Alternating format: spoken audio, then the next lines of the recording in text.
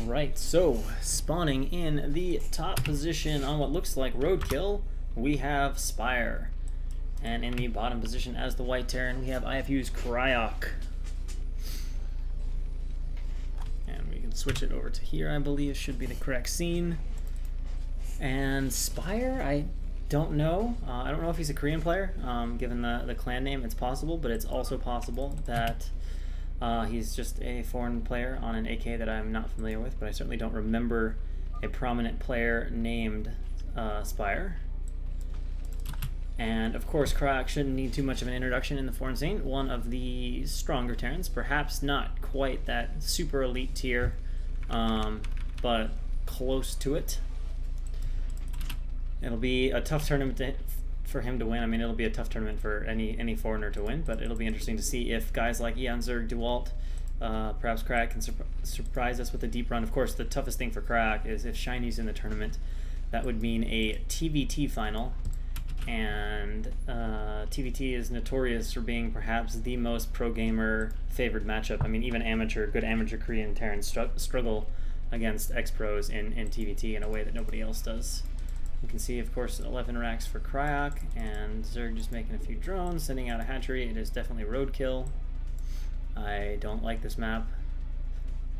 It's weird. It's a weird map. I can't even remember when pro games were played on roadkill either. Like, it was, I'm assuming it was, unless it's a foreign map and it's new, but I'm assuming it's like, it feels old school-ish to me. But I could just... Oh, he accidentally blocked his pool with this drone. Alright, so we'll get the pool actually started now, and we're going to take a pretty quick gas here. Before he gets his third hatchery, so we got gas coming up. Get a little bit of micro here against the SCV. And just trying to make it look like he was in that spot, I think, microing on the ramp, like, you can't get in to scout me. But in reality, Cryok is elsewhere. Although there's no wailings will be done by the time the SCV is there, so Cryok will definitely be able to scout that and see what is going on. And in the meantime, getting up a second depot. And then he's about to be arriving and see the hatchery, so he should know that he can expand fairly quickly, although it's actually kind of too late for it to matter. He's already got this Marine in production here. It's a replay, so I guess I can't see that.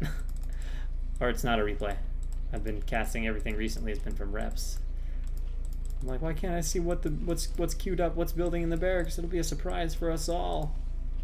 We also can't see what's being researched. We can just pay attention to gas.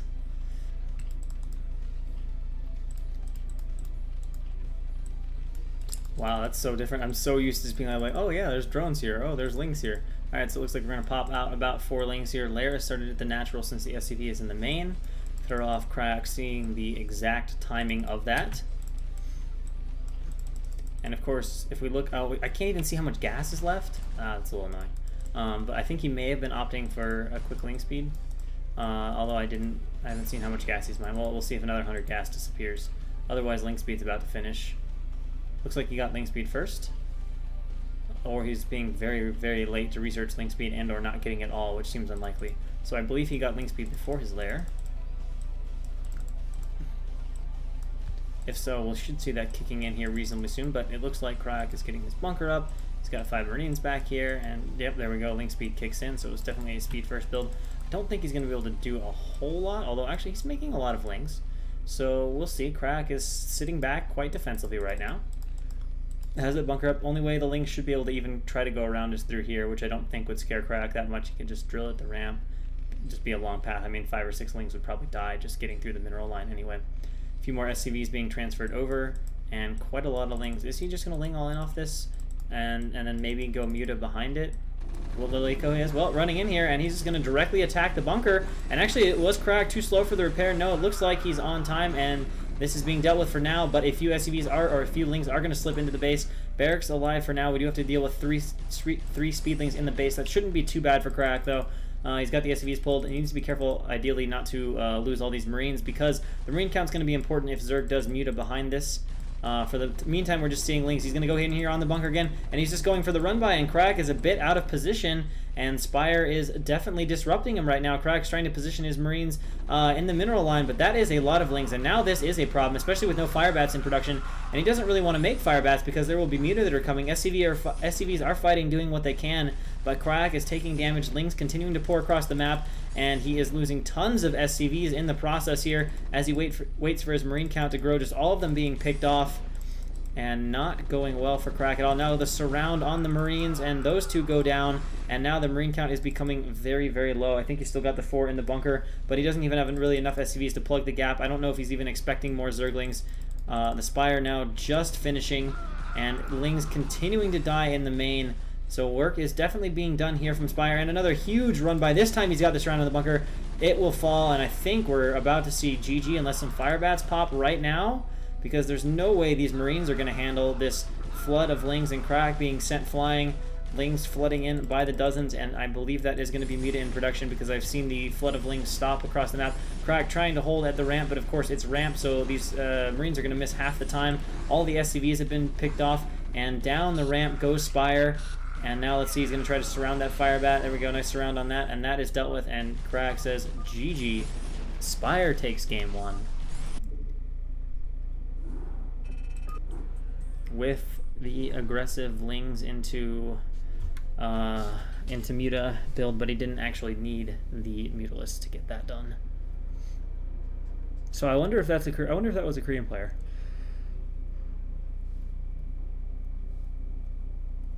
As I yawn it up. Sorry if I seem slightly tired at some point today. I did only managed to get like 3 hours of sleep last night, so I'm a little tired. Okay, so Spire is a Korean player. I thought so. Just the control looked pretty sharp. The macro looked good. It was giving me Korean vibes. Either that or it was one of our good foreigners.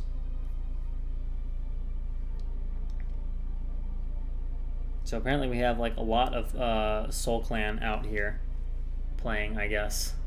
I'm assuming then probably all these Soul guys are Korean guys. So we've got quite a few Korean players today, if these are indeed all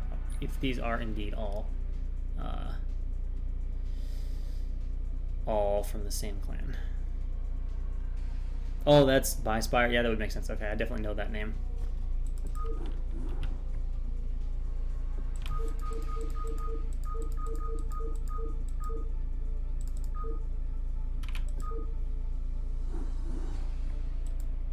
Oh, whoa, wrong place. There we go. I'm like, I'll just be a player.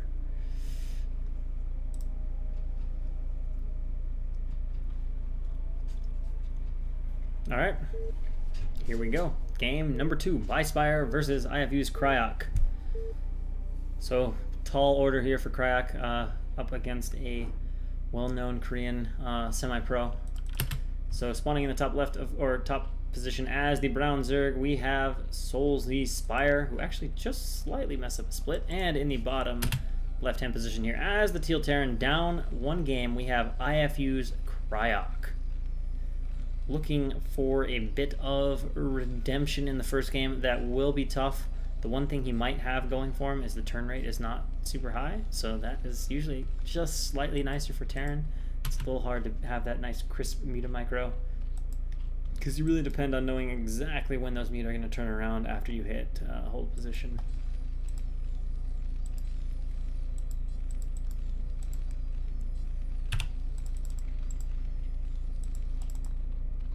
And we'll see if Spire wants another aggressive game or if he will play a little more macro-oriented.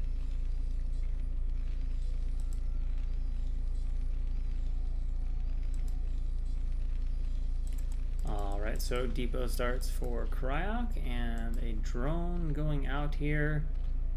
A gas? Oh, okay, just gas tricking for an extra drone. I was like, that would be very odd to see a gas first build. Crack setting the latency to high. Overlord is going to come down here to the correct base right away. But of course he's got that second drone, just wants to see if it's going to be like if gas is taken, if it's going to be 1-1-1, those kind of things being looked at. And our Overlord now heading directly to is a natural and getting a few more drones. So we are going to see a 12 hatch opening from Spire. Of course that's no guarantee of a macro game by any stretch of the imagination. But at the very least it does mean we're not going to see like some speedling rush.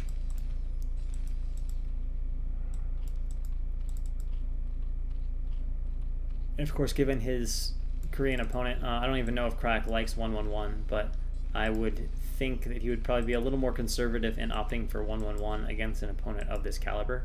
There'd be a little bit more risk involved. And now we get a pool going down here for Spire. And immediately a gas. So again, this is a very fast gas. Well before second hatchery, so possibly 2-hatch Muta, possibly something like we saw before, where we just make a lot of lings and then transition into Muta after more or less decimating the marine count. And again, Drone doing some cute blocking here, trying to slow down Cryak scouting, getting off a bunch of hits. That micro is pretty sharp here. It's already reduced the health on Crack's SCV a ton. Over half the health reduced.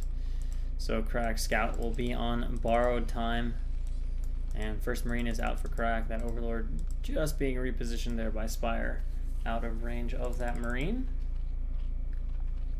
And we can see the pool's about to finish, and this time we'll be watching to see what happens with that gas. Again, will he opt for Ling Speed first and try for the same tactics, or will he morph a layer?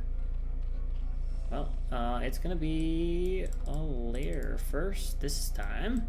So we're looking like some sort of 2-hatch tech build. I guess we'll just have to wait and see if that Hydrogen goes down here in the next 30 seconds or so. Or if we're going to go for 2-hatch Muta and just try to get it done with good, sharp micro. Alright, so Spire does pick off Crack's SCV. Trapping behind the minerals, he's made quite a few lings. He's gotten his ling speed started. And then maybe a few... Actually, I don't know. I don't even know if there'll be drones behind this. He might just make lings. He likes lings.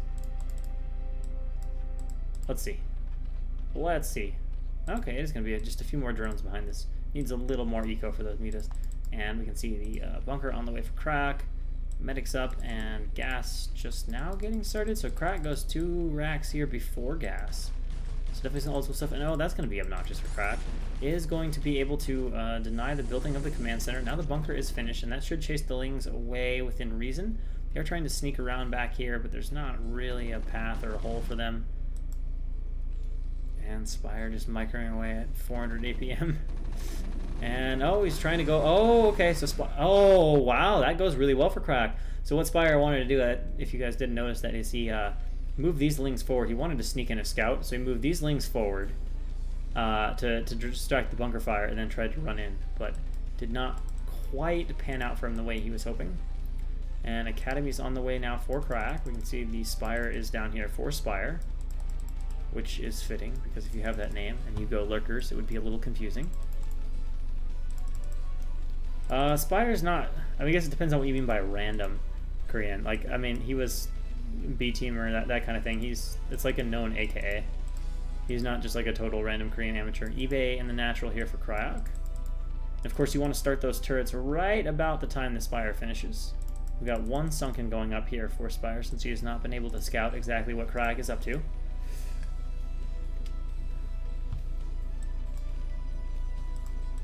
Currently in the dark as to whether Crack is maybe going to do like some crazy sort of sunken bust or weird tech or whatever, but Crack is playing somewhat standard behind this, although he did go for 2 racks before his gas.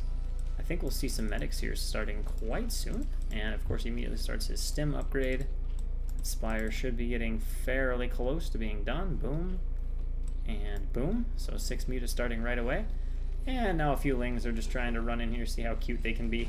And he's going to try to get an SCV, not quite able to do so.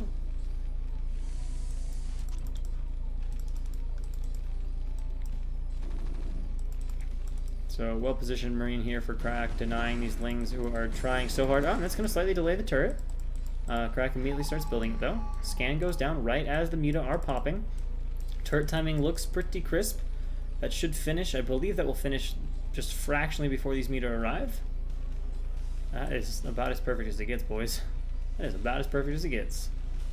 Alright, so Crack actually starting with 2 turrets in the mineral line.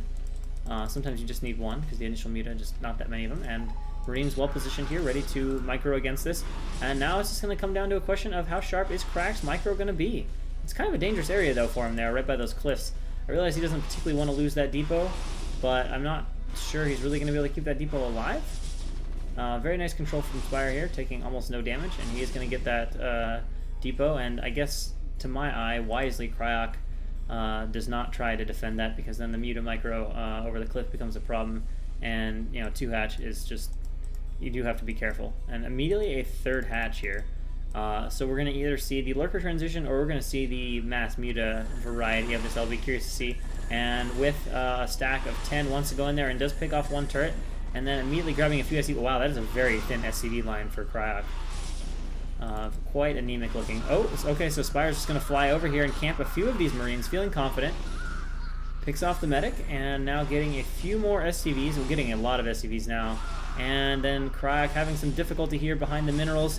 Just looks more or less like Spire is running micro circles around him right now. Has completely torn up the main mineral line, and Cryok is hurting badly already. Picking off SCVs on the barracks, picking off Marines. There's almost nothing left now for Cryok.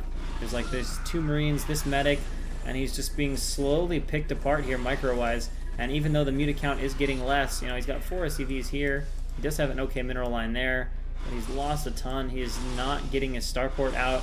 Muta are harassing the factory quite committedly. Cryok doesn't even have enough Marines really to challenge this. And let's see, is Spire going to fly back out? Yeah, but he's got a bunch more Muta out here, so now he's going to kind of group back up with his full stack. He's probably just going to start mining this gas. Was he getting upgrade in Spire? Does he have an upgrade? No. And how many in the stack now? Does he have 11 or just 10? Okay, so he's got 10 Muta here in this stack. A lot of Marines out, though, from Cryok. They will be able to repel the Muta this time. And, of course, I don't think... Actually, maybe Spire is going to go in again. So he's just going to keep trying to abuse this location here where there aren't turrets. And is able to pick off a few more Marines. And now Marines coming down from the top. And, Spire not getting the best of his micro here. Taking a lot of damage on these Mutalisks. Of course, remember, he is on 3 gas now. So his Muta production is going to be completely unhampered by gas issues. And let's not forget that Cryok's mineral line is deeply in tatters. The Muta harass definitely not over yet. Scan goes down for Cryok. Probably going to scan this location soon. And at 9 Muta right now. Cryok just keeping everything natural still. The Marine count is so low for Cryok. And a few Lings are being made now as well. That could be a problem. Alright, so he's going to pick off the turret. Now he's got control over the racks, which is a really nice place to micro from, especially if he runs Lings in. If Lings get in, that would be a scary moment for Cryok for sure. Because then you got Lings over the barracks, and you're losing your production right as it comes out, and you still have to deal with the Muta. And again, Spire finding a few loose Marines there to pick off.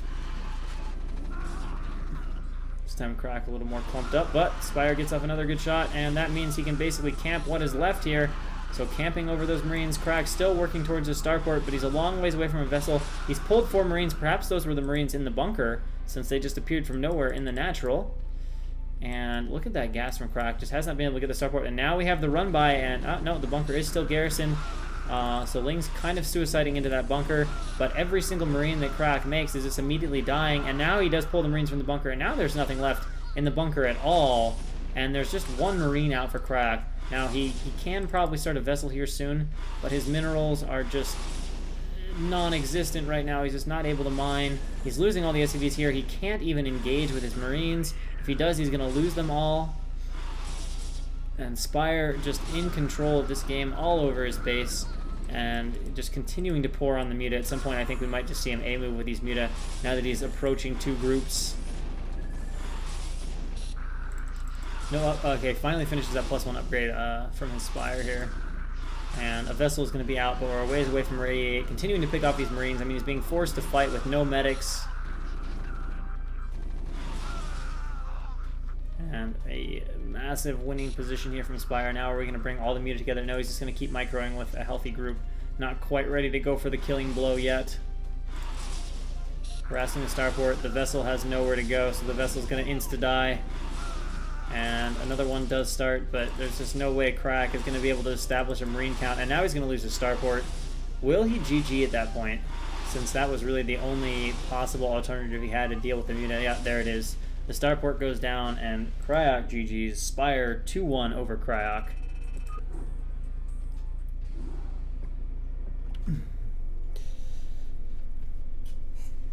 Actually, that's somewhat of a common turret placement line, though, because The idea is like the Muta have to fly over the turrets to get into the mineral line, because if they come in from the natural, if they come in from up top, they have to fly through the natural, which is hard to do, and then if they fly in through the bottom, they have to fly over the turrets. But of course, if you lose all your Marines, then it does become an issue. But it does save you from having to build like 2 rows of turrets in your main. All right, what else do we have for games? Where are we at? Let's get some updates on what we're at. All right, so it looks like most people are in game. Oh, Shiny is DQ'd. I guess he didn't check in, maybe? Guess he didn't check in, so Shiny is out of the tournament already. We saw Spire 2-0 over Cryok. And yeah, most of these other games I guess are in progress, so we'll just kind of hang out and see who's about to play.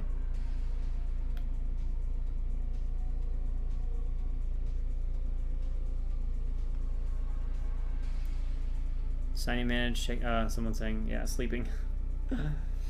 All right.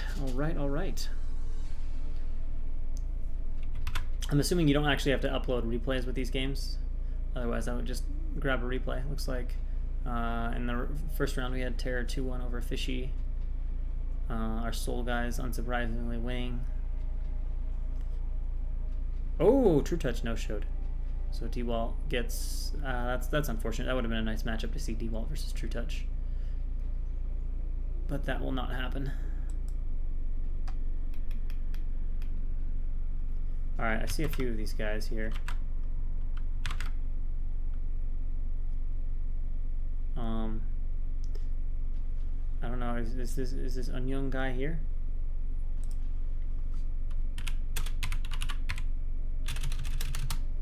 We'll watch. Yeah, D-Walt. Well, D-Walt's playing Brunt right now. I was gonna watch maybe Noob versus Yang. Soul P. There's an easier way to do this. Please tell me I can just whisper this shit, right?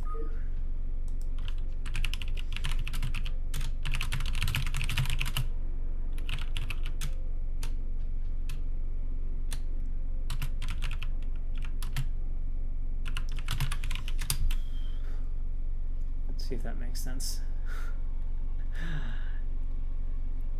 We can do Noob versus Unyang.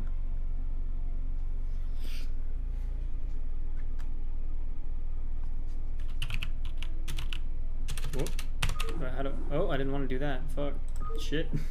Yeah.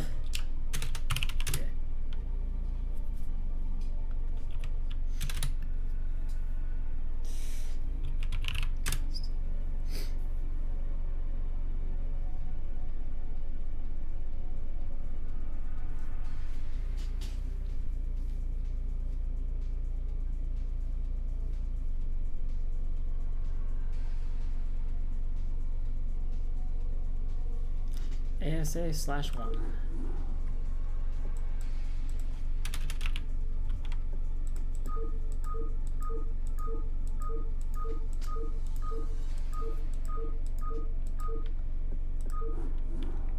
Of course, there's no use looking if the game hasn't been made yet.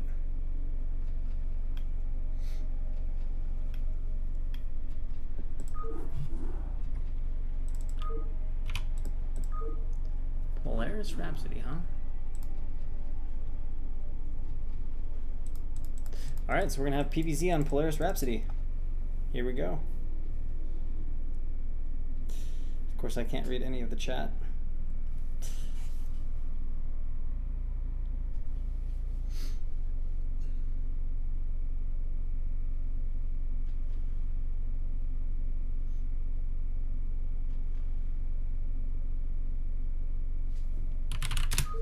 Go.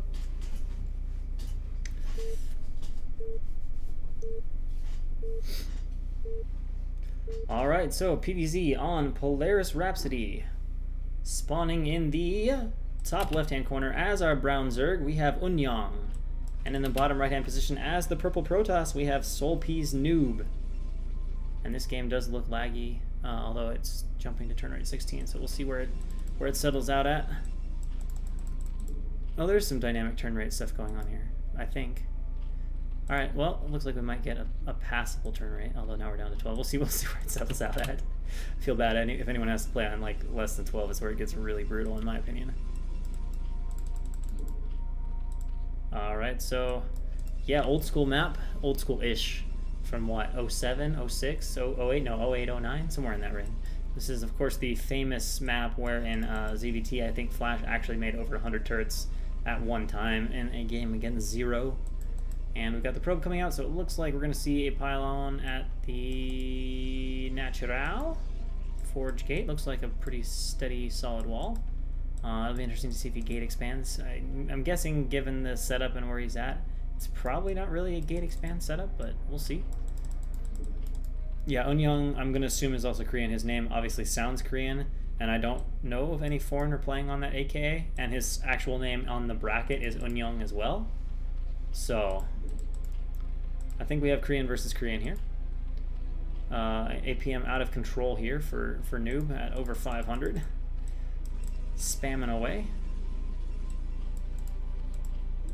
And now we got a scouting probe arriving here. I'm going to harass a little bit. I'm going to try to block the drone, but Eunyoung gets off a nice first hit. And we've got our overpull on the way. No gas. And now we're going to see what kind of expansion this is from Protoss. Clearly it's not a gate. Looks like a forge. Okay, so pretty standard. Gate's gonna go right here. Should be a nice 1 hex wall, I guess.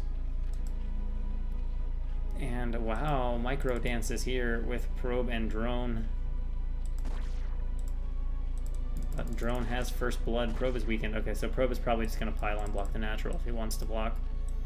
But with the lings coming, he might not even go that far. Alright, so probe gets chased away and hatch goes down. And then we've got some larvae being made. We, of course, don't know what. Probably not going to be a bunch of lings. And Sol P Noob here just waiting to make his cannon. So cannon goes up for Noob and some lings popping out. Just a pair, though. And do a little bit of chasing of that scouting probe, trying to get rid of it. And then we should see a gateway. And more or less a normal PvZ opening. Looks like he wants to take the far base with the double gases. I can understand a Zerg wanting to do that. Mineral only not quite as useful. Oh, okay, so he's going to place the gateway. He could have placed the gateway over one more, but he's going to place it here, which makes sense. It's a 2 hex wall, but it's going to obviously allow his Dragoons and other things to get out. And, of course, paying attention to his Overlord, not going to fly that over a cannon or do anything silly. We've got a pylon already going. We should have gas here at some point. There we go. And now Eunyoung just trying to zone that probe out, gets a few nice hits off, and Noob is basically not able to get past these lings. Very nice movements. And that is always frustrating as a Protoss player. You really want to see what's going on. If Zerg's taking his gas, does he have a layer morphing, etc., etc. There we go. Finally finds a gap in which to slide through. And we've got core starting for Protoss, 335, so that's probably going to be, what, 420-ish Stargate, so pretty standard, typical tech timing. You know, Protoss wasn't able to cut a bunch of corners, get anything out super, super fast. Yeah, if someone wants to tell me how to set up the bracket command, I'll actually set that up, but I don't know how to set it up. Oh, unless it's actually doing it, but I don't think it actually is. I think everyone just has to, like, type the bracket. I guess what you do is you just set up the command so it'll auto-type that smash GG link in, right? If that's all you need to do, then that's pretty easy. I can do that between games. Alright, so third hatch is up, and a few lings. Oh yeah, Moobot's in this channel, so like that part is fine. I just have to like create the command. Alright, so we got a Hydra. Okay. That explains also the very aggressive scouting denial from Eunyoung. Although at Korean level it can kind of happen anyways, but you know, for most guys, even at high foreign level, if Zerg is aggressively denying your probe and you feel like they're putting an inordinate amount of work into chasing your probe, a lot of times it means they're going Hydra. Every once in a while I've had a Zerg mostly mind game me, but that's pretty rare. Alright, so we're making a Dragoon to clear the Overlord. We are getting a Stargate and a Citadel as well, so some 1-gate tech here from Protoss. And we're getting a 4th hatchery here, which is interesting, and popping a few Hydra. I don't think Protoss has wind of this yet because we're still on one cannon. He is going to add a second one though. But he doesn't know this is coming yet, although he might be about to find it. Now, it would be very cute if Zerg moved out of the path of the probe, but no, he wants to kill the scouting probe. So that goes down, and let's see the reaction back at home. Does that? That's going to draw the probe out for more cannons. So now Protoss is probably a little bit like, oh, I'm suddenly less comfortable than I thought I was. He does not know there's a fourth hatchery yet, but we see a lot of Hydra being made. I'm honestly curious. Surprised he can afford 4 hatches, but we can see he's close to... he's about a half drone per patch, 2/3 drone per patch, and 1 drone per patch. So saturation just decreases as you go left to right on the map. We can just make a mathematical function to model that. Anyway, these Lings, or these Zealots, are going to die. Interesting choice to chase the Hydras, but I guess he wants to kill the Overlord with his Corsair so that he can then clear that guy out and make a DT and push this back for the time being. And that might be a good way of handling it right now here for Unyang. Now, is he making a DT? Well, he's got to wait for his Templar Archives first. And how far are we from having another... Oh, okay, so if a DT comes out, this is going to have to go away for now. And yeah, it's going to be a long time before the Overlord gets there. So 1 DT is going to push this back. And I assume he's going to make a DT. He's got his Archives finished. He's going to add 2 more gateways. And we can't see anything else that he's upgrading. And this is not being microed that well by Unyang. I think... yeah, and just looking at the APM, that's not as fast as I would expect. So perhaps Unyang not as strong as some of the other players here, not one of the like ex-pros or B-teamers. Oh, that's a little bit sloppy there by Noob, moving the Dragoon forward. But this so far is being handled pretty well. Now it is being, there are 4 hatches worth of Hydra, but this is what we're waiting on. Because, yep, there we go, there's the DT. And I think he saw it. Yeah, he must have seen it. So nice job paying attention there. He sees the DT coming out. Had some idea that was about to happen. Given the aggressive denial of the Overlord. And, oh, a bit of a silly Corsair flight path, but it's going to turn out okay. And we'll see where that DT heads now. And has Zerg drone behind this? Not really, because they've been streaming in Hydras, but let's see if he's popping drones now. Oh, a bit of a supply block, probably. Yeah, looks like it. Looks like a bit of a supply block. But now Zerg able to make a few more units. Alright, so he is finally collecting Hydra here with these Overlords. Our Noob going up to 3 gates, and make that 5 gates. And Zerg is hurting. Zerg is hurting. Protoss handled that quite comfortably, and Zerg basically just tried to make a boatload of drones. In fact, Zerg is being forced to get a creep colony, so that is really bad for Unyang. And there's a few Corsairs out here to harass Overlords, and yeah, he's got to get 2 creep colonies actually, so his economy is really hurting, and this looks like a very, very good position here for Noob. He's got a Templar out, of course he's got, and he really only got away with 4 cannons for a Hydra bust. 4 cannons is like a legit Hydra bust. Getting away with 4 cannons is pretty, like, getting away with 4 cannons against fake Hydra bust is kind of like, you know, half decent. Getting away with 4 cannons against a committed Hydra bust, that's really nice. And of course now he's going to find a little treasure trove of Overlords here. He should get 2 of them, I think, before the Hydra arrive. He might get the 3rd if he wants to go for it. I'm not sure if he's going to commit to that, so he's going to supply block Zerg again. Meanwhile, threatening here. He's got 2 storms though, so he should be able to deal with this, especially if he hits good storms, but that is a lot of Hydra. Let's see if the storms are money. First storm's pretty good. He's got a second storm. Did he accidentally storm twice with the same Templar? I think he might have, and that might be a critical mistake. This looks bustable for Zerg right now. I felt like Protoss was doing so well, but I guess I am going to eat my words because Noob looks pretty dead. I think he double stormed though. I only saw 1 storm. I think he accidentally clicked both Templar. And if he did, that very well might have cost him the game here if he does indeed lose. Because he's got a bunch of Hydralisk in his front now. The one thing going for him is Zerg is supply cap. And he does find another storm here with this Templar in the corner. Can the Hydra assassinate it? No. But that's a lot of Hydra in the natural, and no Zealots right now. Now there aren't reinforcements. He knows he's supply blocked the Zerg. He's trying to get more Overlords, but these Corsairs will die before the Overlords fall. So he's not going to continue to keep Zerg supply blocked. And of course, Protoss has taken a ton of damage, though. Even if Protoss lives, this game is now going to be more or less even. Does quickly cancel that cannon. A few more Zealots coming out, trying to keep that alive. Now we've got about equal Zealot numbers to Hydra numbers. He could probably start to come down to the natural, but Protoss has taken tremendous damage now, and his lead has evaporated here. He may be able to push this back, although more Hydra coming in to link down, and I don't think he's going to be able to. He's pulling probes. That leaves him, well, he's actually still got some economy in the main, but only 4 Zealots. Is there even enough to storm? No, he's ages away from a storm with that Templar. So that's one of the Templar from earlier. And the immediately assassinated. Now up the ramp here. He's trying to bust him. The DT is being brought back, but there are overlords well in position here, so that DT is not going to be that much of a threat. Immediately targets it down, but that is the last few zealots, and I think Noob here is overrun, and Unyang will be taking game 1 with a nice twist there. Possibly a result of Miss Micro. I'm not 100% positive, but it looked like he accidentally double stormed the same location with both Templar.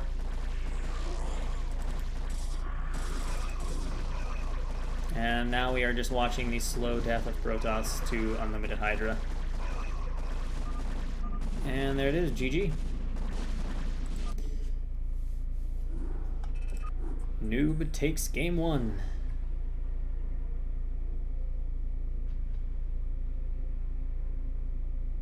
Alright, so we'll be looking for that next ASA game. Oh, that's really nice that the channel just stays there. And I'm gonna set up that bracket thing while we're on it. Moobot, let's make commands. Alright, here's the bracket. There's the link I wanna no, that's not the link. This is the link I wanna copy. And then I wanna do this, and then I wanna do this. But I also have to check and make sure no one's making the next game. Because I believe it's best of 3s, right? Yeah, well, we can see. Okay. Looks like he just made that. Is that replay? Oh, what? I guess he's watching the replay real quick. Perhaps wants to see if he indeed double stormed to figure out what happened there.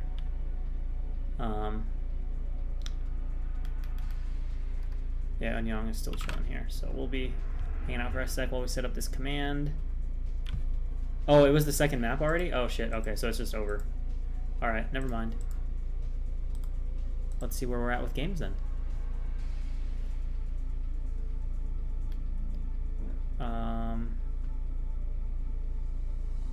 Was it?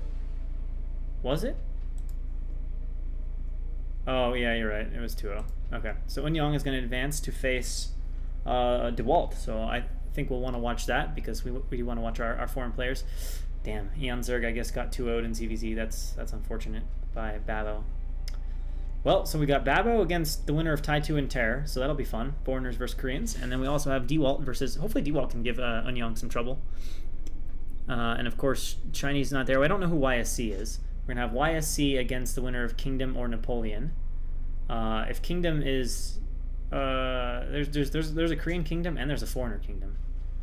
So, let's see. We're still waiting on DeWalt versus Brunt. No, actually we're not. DeWalt apparently just beat Brunt. So I want to watch DeWalt versus Unyang.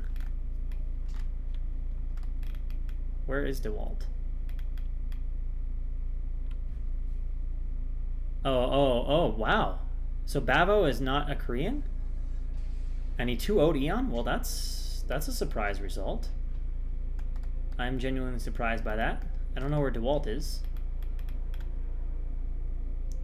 But yeah, let's watch DeWalt versus Unyang.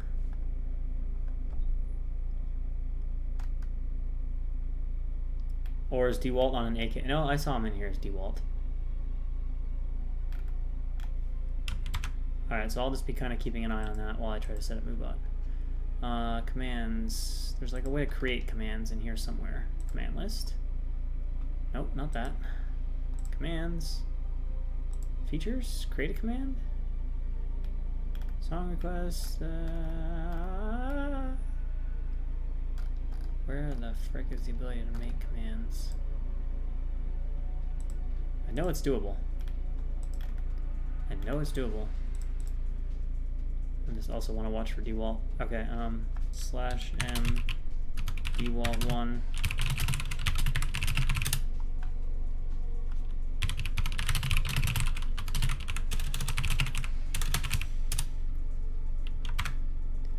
Alright, so we got that. And then I'm going to try to go between here and remember how I make freaking commands. Command aliases?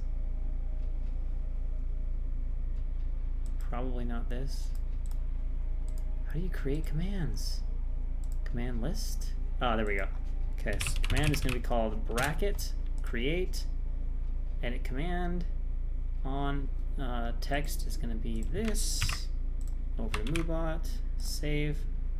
All right, bracket command now should like work. And now we'll just wait on DeWalt and Onyong.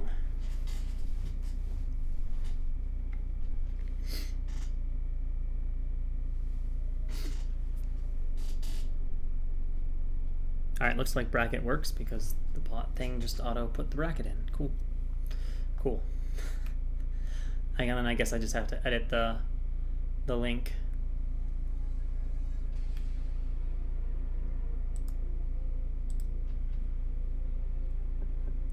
Live leak. Oh, that would be an interesting result. Yeah, someone's saying Biol fell to Aru from IRK. That would be yeah. Did he 2-0 him? Or did he just win the first game? No, he won game 1. PVT. But yeah. So I think DeWalt and Onyong are getting set up right now.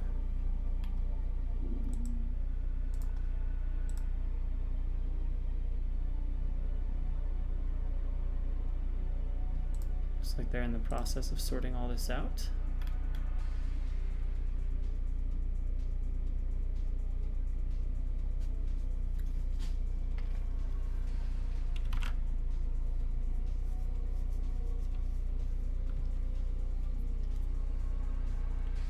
Oh, Aru is TOT? Yeah, that does sound familiar. Yeah. Alright, so I'm assuming DeWalt and Onyong are sorting out their vetoes and the like.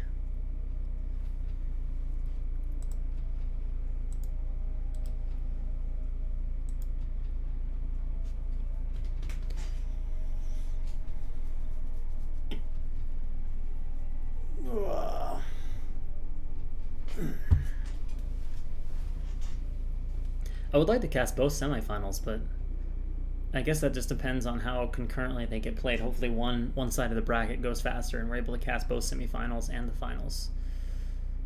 But yeah.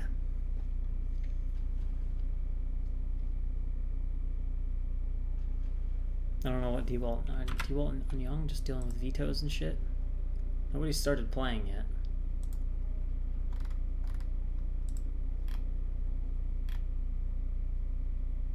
Also, at what point do we... Okay, everything's best of 3 until the finals.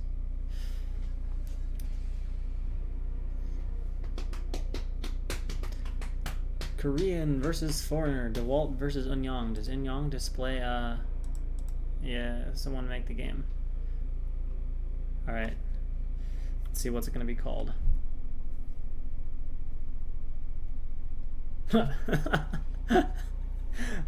The make fight.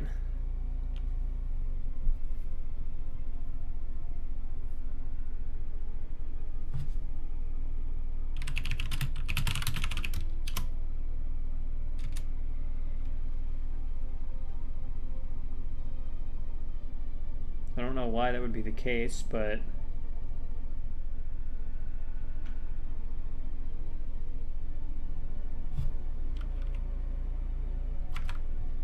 just in case, I guess I'll download and make sure I have the exact right maps. He did make some map pool thing available because Schamtoo is awesome and doing some good organization shit. There's download the maps.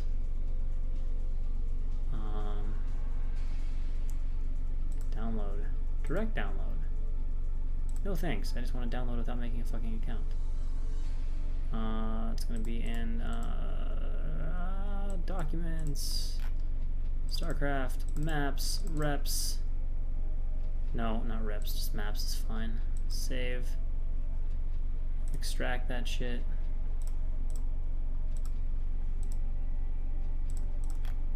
Documents, StarCraft, maps, reps. No, that I'm determined to go to replays.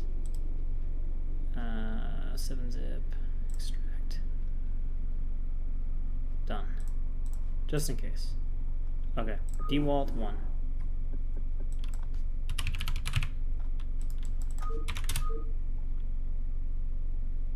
What the fuck?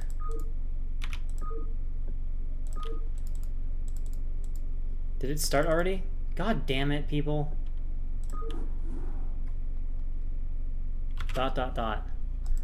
Dot, dot, dot.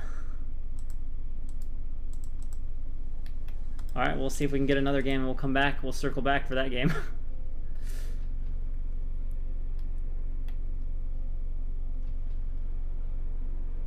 Man. Oh, I guess the Korean guy made. Maybe he just went too fast, but D-Walt should have said something or whatever.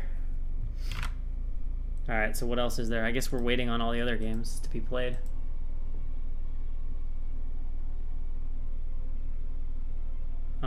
Seoul Aru versus Byul is in progress. Babo is waiting on HaveAtYou and Terror, who are obviously locked in a pretty long game. YSC is just waiting, and Eunyoung versus D-Walt is going.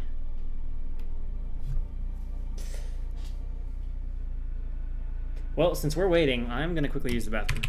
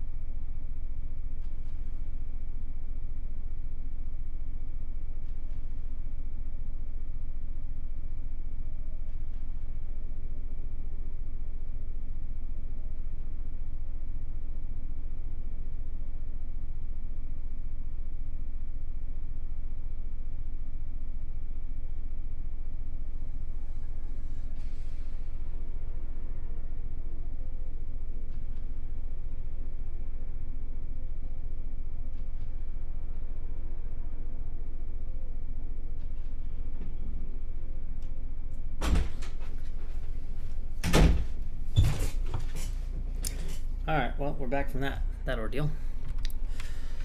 God damn it, Eunyoung and sort of D-Walt for not slowing that dude down. Should have been like, yo, wait, I'd already messaged you. Alright, so I guess we're just waiting on other games, because Kingdom and Napoleon are locked in a vicious long battle. HaveAtYou and Terror are locked in a vicious long battle, and so are apparently Byul and Aru. So damn, I'm just sad I'm not in. Okay, so Terror's done, which is good. Let's see who he's playing. Assuming he didn't get knocked out. Whoever's them and Babo.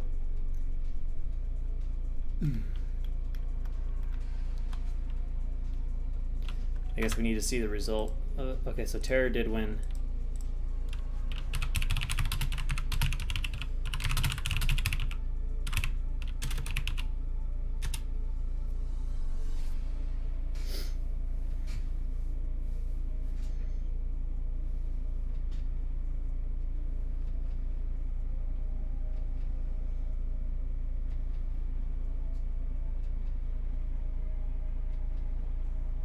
So it looks like Terror won 2-1.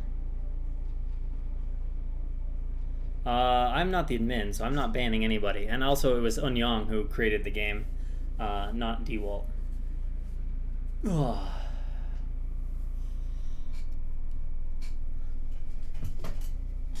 But it is a shame, especially if they end up having a sweet 30-minute game.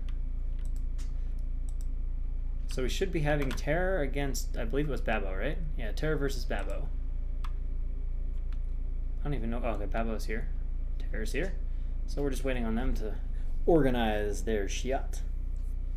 And then we'll have some more games. Yeah, Terra vs. Babo is indeed the plan. That should be good. Foreigner versus Foreigner, TVZ, good matchup. Doesn't get much better than that. Except maybe Flash versus Effort for ASL, for all the marbles. That's pretty good stuff, not gonna lie.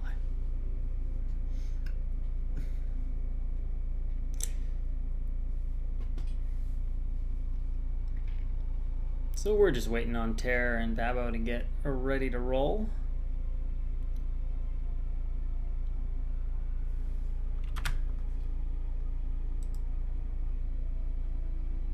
What is the, why is it in yellow?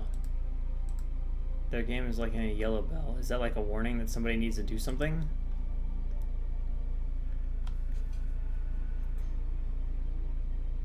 I don't know Smash GG super well.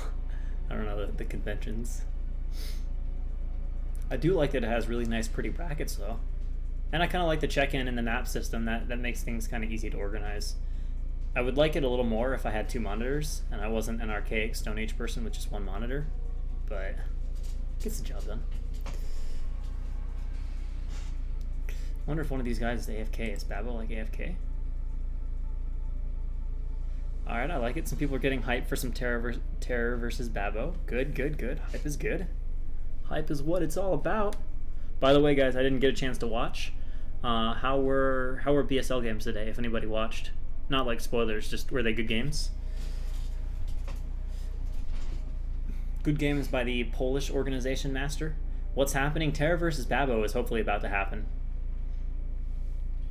We're waiting to see the outcome of this. There's this little U symbol. Oh, it looks like something finally happened. Yeah, they're in the process of like confirming their shit.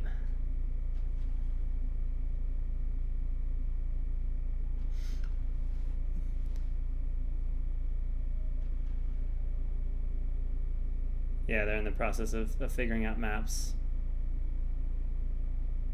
Who was casting? Zero and who else?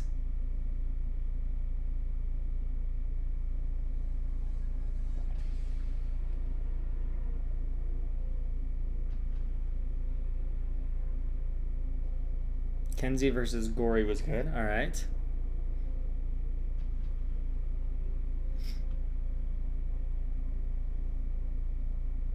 Oh, Nyoken and Eon. Okay. Okay.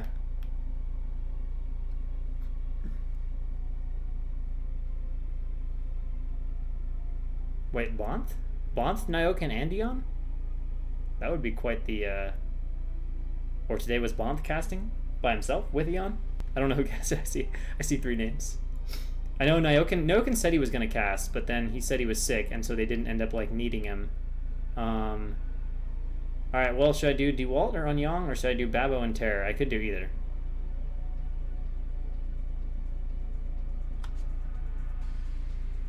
If I watch these motherfuckers, they don't start too fast. And I mean that in the nicest way possible. Like, I'm not actually mad at them.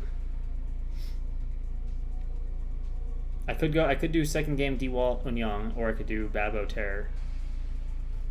I guess we're gonna go after second game of DeWalt.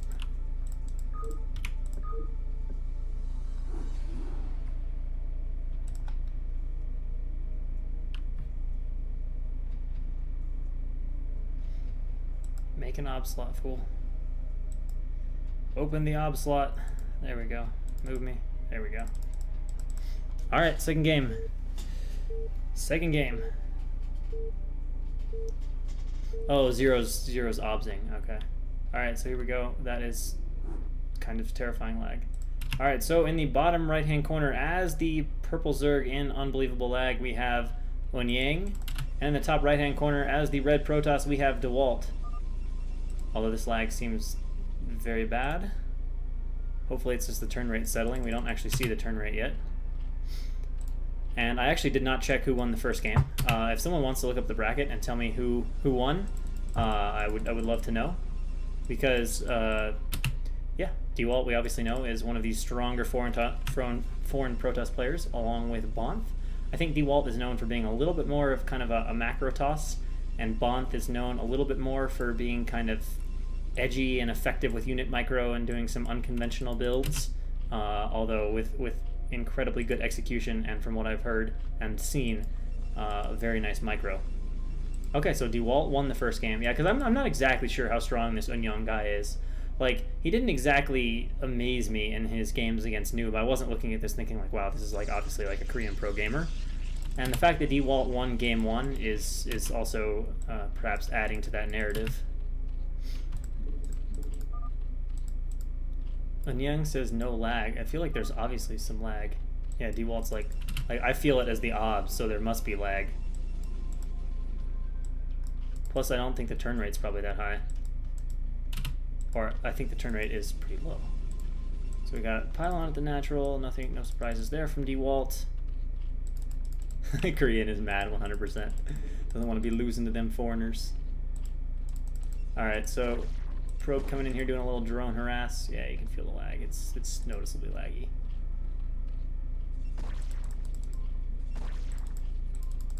Probe getting a few hits on the drone, but it looks like he's not going to block the hatchery. We've got our pull down for Zerg coming out here, but of course has nowhere near enough minerals yet. Just getting off a few hits on DeWalt's Probe.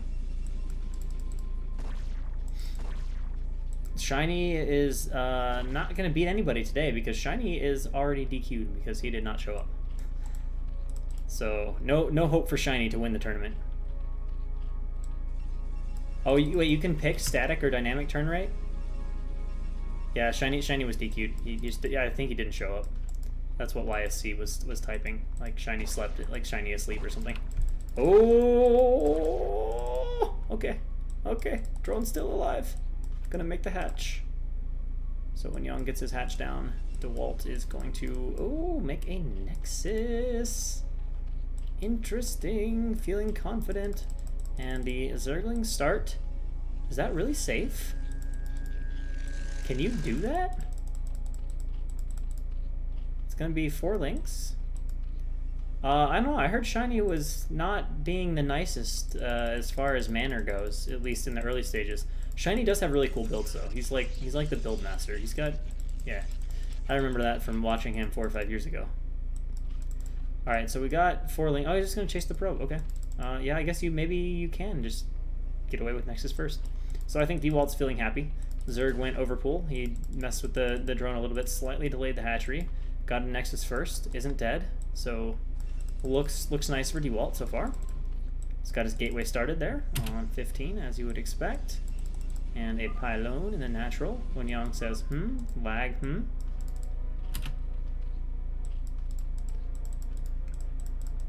Hopefully my presence is not adding insane amounts of lag to the game.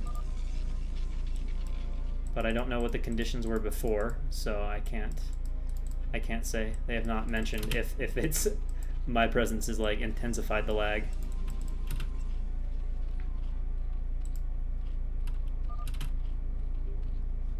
DeWalt says we got 0 lag first game, so apparently it is possibly Ops presence. I don't actually know what the protocol is for me handling this. Like, do I stay? Do I cast from reps?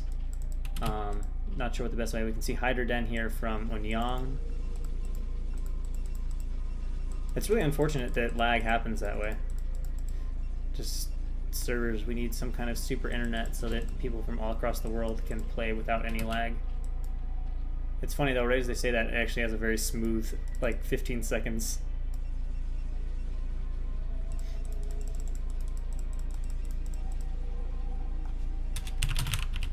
Oh, I can't chat to players, can I, huh? Shit. I forgot. Actually, wait, why could I even... Oh, no, I can see their chat. I just can't respond to them.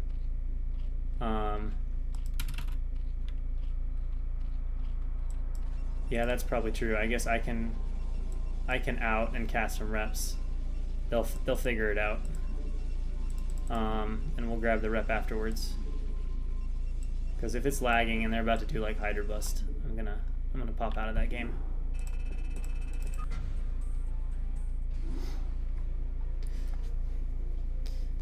We'll see if we can get pick up the backside of one of the other series and see where we're at here.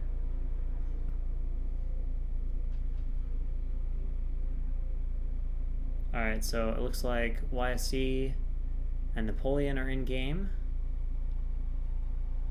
And Spire is waiting on... Whoa! So Aru and Biol are I wish I was watching this game quite a bit. That's 45 minutes of game going on there. That's a PVT. Oh, it just finished. It just finished.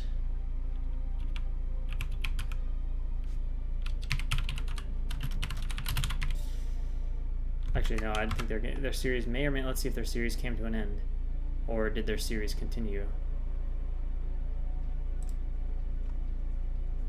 They just finished, so we're waiting on an update.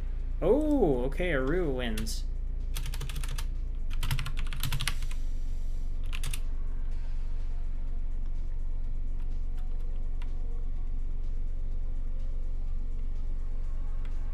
Because I know the rules of HaveAtYou are that like you have to allow casters, but like at the same time I don't want to like fuck them over with lag, especially if they're saying there was no lag before. And also, yeah, the Aru versus Biol reps would be good. So let's see if I can whisper him.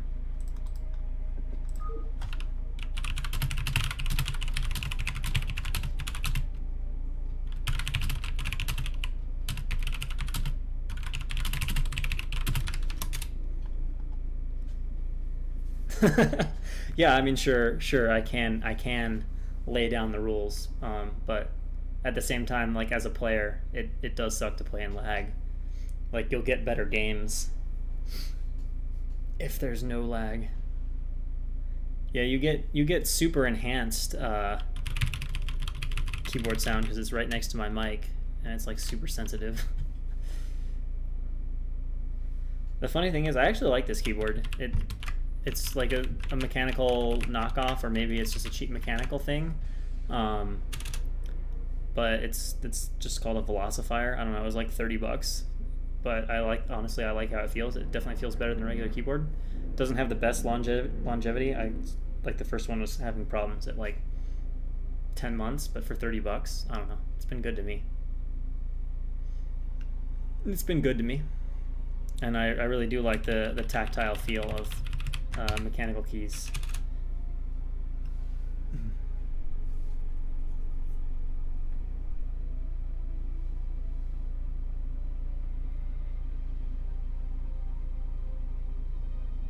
Oh, Aru is in FBW. Okay. Alright, so we're sort of waiting on Aru right now to figure out his stuff. And he's going to be playing against Spire. I'm actually excited to see now Aru versus Spire. Especially since Aru plays Protoss. It means we'll get PvZ. And we know Spire is quite strong. And apparently he just 2-0'd Biol. Yeah, I don't know. You'd have to look it up. It's just like Velocifier. It's like $30 keyboard. I don't actually know what like switch type it's supposed to be.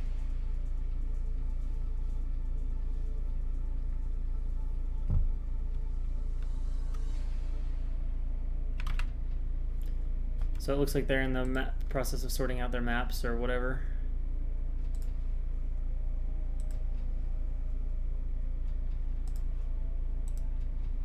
Getting their vetoes done.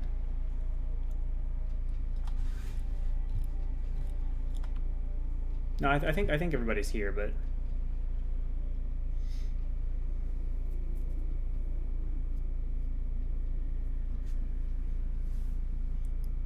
he got mad about something, or that's what I read on. Oh yeah, Schamtoo was just he just didn't want to worry about casting today. I don't know. Apparently, some people were giving him some shit or whatever, so that was unfortunate.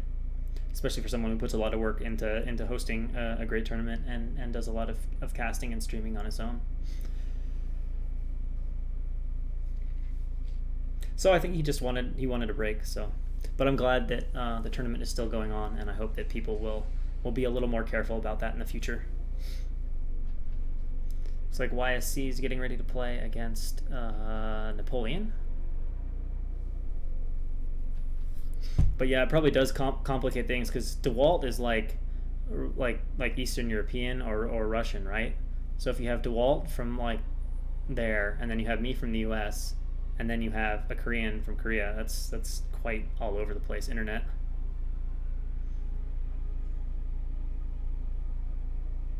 Oh, Babo and Terra game 1 must have gone fast.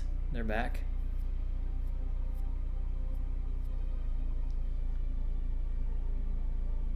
We're still waiting to hear from Maru. Oh, yeah, I could change the stream title right now while we wait. Sure. Sure. I can probably do that from this bot, can't I? I'm sure there's a way. Or I can just go to Twitch, because I know how to do it on Twitch.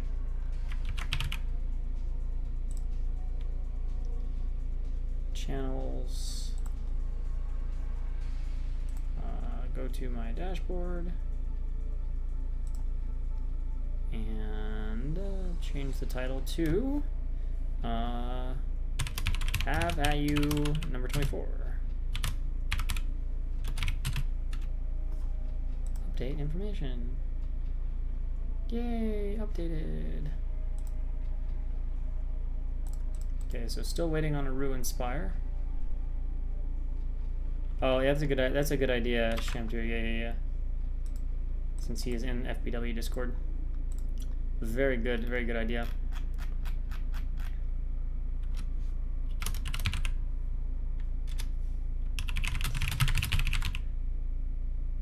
Oh, he wants a direct PM.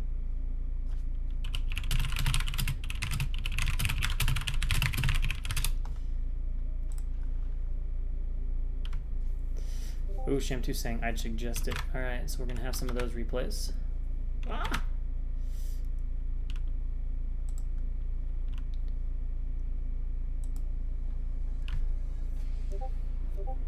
Aha, I think I just got some reps. Alright, maps, it's called .rep. Let's just put it in replays.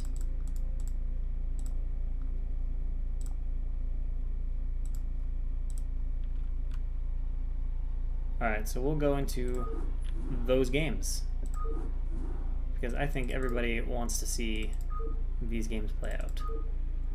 So here we go. Biol versus Aru. Game 1, PvT on Circuit Breaker.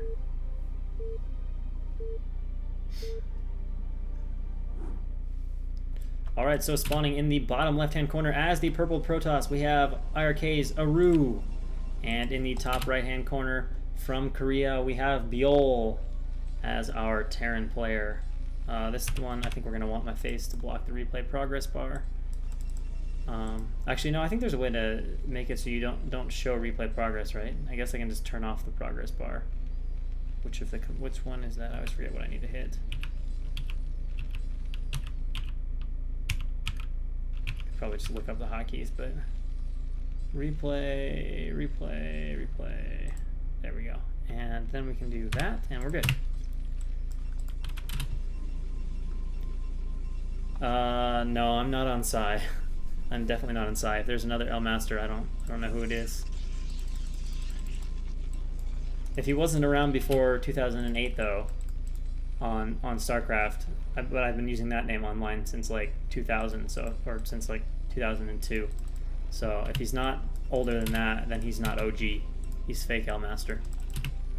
If he's before that, I guess that makes me a fake and a sham. Alright, so we have a depot going down for Biol, no surprises, and a gateway here for Aru. And of course, it is Circuit Breaker, very macro-oriented map, a boatload of bases available.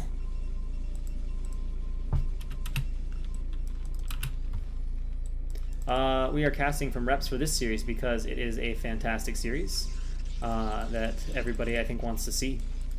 And because a few of the games are in progress and there's been a lot of lag because there are several Korean players. So when you start mixing NA and EU and Korea all in one game, that's just a recipe for turn rate 8 fun.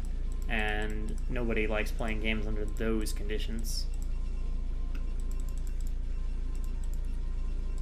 Definitely once we get into the semifinals and beyond, we'll do everything nice and live. But for this, so we've got Cybercore directly here from Aru, and the barracks just about to finish, and gas mining started here for Biol.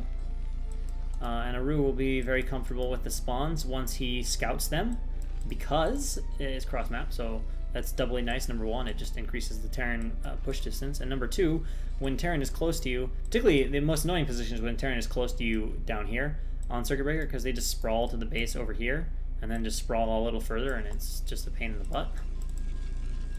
Alright, so we have Cybercore finished here for DeWalt. Factory starting for Biol. Interesting factory placement. I guess tanks must spawn below the factory. If tanks spawn above the factory, that would be a ridiculous placement. And I'm going to assume Biol, as a Korean player, knows better than to have a ridiculous placement that would make your tanks literally path through the mineral line and around to get out. Oh, we're faking something. We're faking something.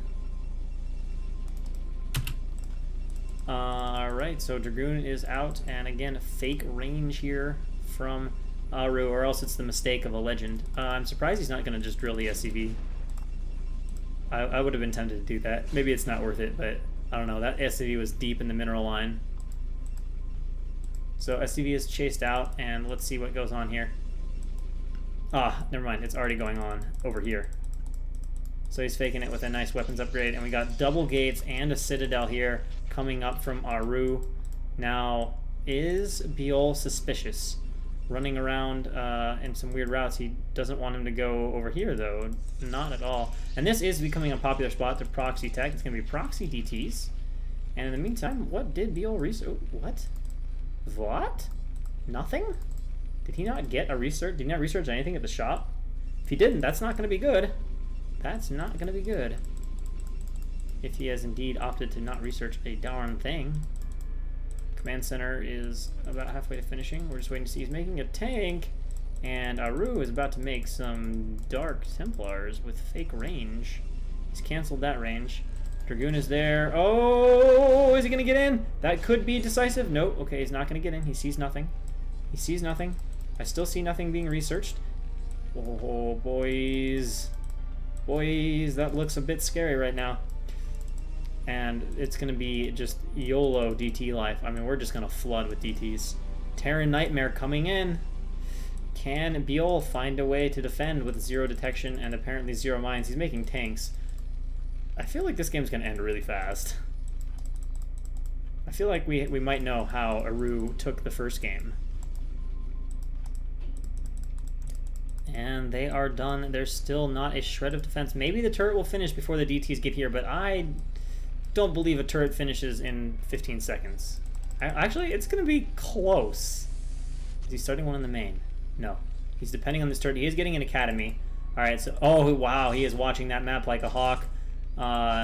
So, yeah, the turret immediately goes down, and now Terran is having fun dealing with Protoss bullshit. So he's blocking the ramp. I'm sure that's to buy time for a turret, to buy time for his scanners. But the problem is he really has to keep these tanks alive, and tanks are not the fastest killer of DTs. I'm sure he wishes right now he would have made vultures, but of course he has not made vultures. And now we've got a DT at the natural. It's at a nice place to attack the command center because it's blocking the scanner. Actually, I don't think it blocks the scanner from being added. I think the scanner would push it out of the way. I don't actually know how that works. Alright, so the bunker's being attacked, and DTs are just all over the fucking place. Is he even going to be able to get up a turret? He throws down a scan, and he will get one DT, but that's it for scans now. Now he must rely on turrets. He has cleared the main, but there are no turrets here. The machine shop is being attacked. No turret is... Actually, now he's trying to make a turret here, and is he going to be able to get up a turret here and stay alive? Right now, the DT is going to pick that off. Two DTs here to pick off the turret. I don't think that turret can finish. No, it cannot. So Biol just running around here trying to find a way to defend, but let's face it, it is not happening for him right now. He's looking to make turrets in random places. He's definitely not focusing on the natural whatsoever, but there are, I think, too many DTs at this point to actually get a turret up, and there it is. GG. DTs overrunning the base of Biol, and Aru takes a quick game number 1 through the legendary power of Dark Templars. Or as another well-known caster in the scene would be inclined to say, Protoss bullshit. Actually, I don't know how Artosis usually words it. But we all know Artosis does not exactly have the largest love for Protoss. Alright, so in the top left-hand corner, as the Teal Terran, we have Aru. And in the bottom right-hand corner, as our purple Terran, we have not Aru. I need to hide this thing. Which one was it? Which one kills the replay bar? Where? What the hell? Oh, replay. Replay bar is Alt-Y? Alright. It's Alt-Y, and then I put this back on, and don't need that. There we go. So many Alt commands to be used. And it's Polaris Rhapsody. Alright, so this will be an interesting map to watch on. Got your natural, you've got some bridges out past the natural. Come on. You got some bridges out past the natural. Very, very hard to get over this bridge. It's a long, narrow bridge, which means that if you get blocked off there, the only way you can go here is out the high ground, out this side, and then onto this high ground pod. Coming down from the high ground is nice, but it is narrow for a full-scale army fight. And then the center is somewhat open. And of course, this base in mineral only, and then the typical fourth base is a double gas base, but with half the gas. So you get a hell of a lot more gas, but definitely not for as long. If you guys are not familiar with the map. Alright, so gateway on the way. And we'll see if Aru has some sneaky play in mind for game 2.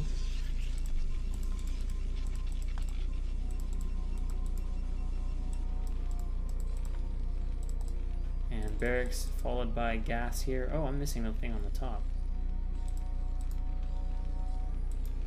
There we go. Wow, Aru, my god. If this game wasn't laggy, that's gotta be rough on the hand. 800 or 600 APM, that's a lot of hotkeys. It's a lot of hotkeys.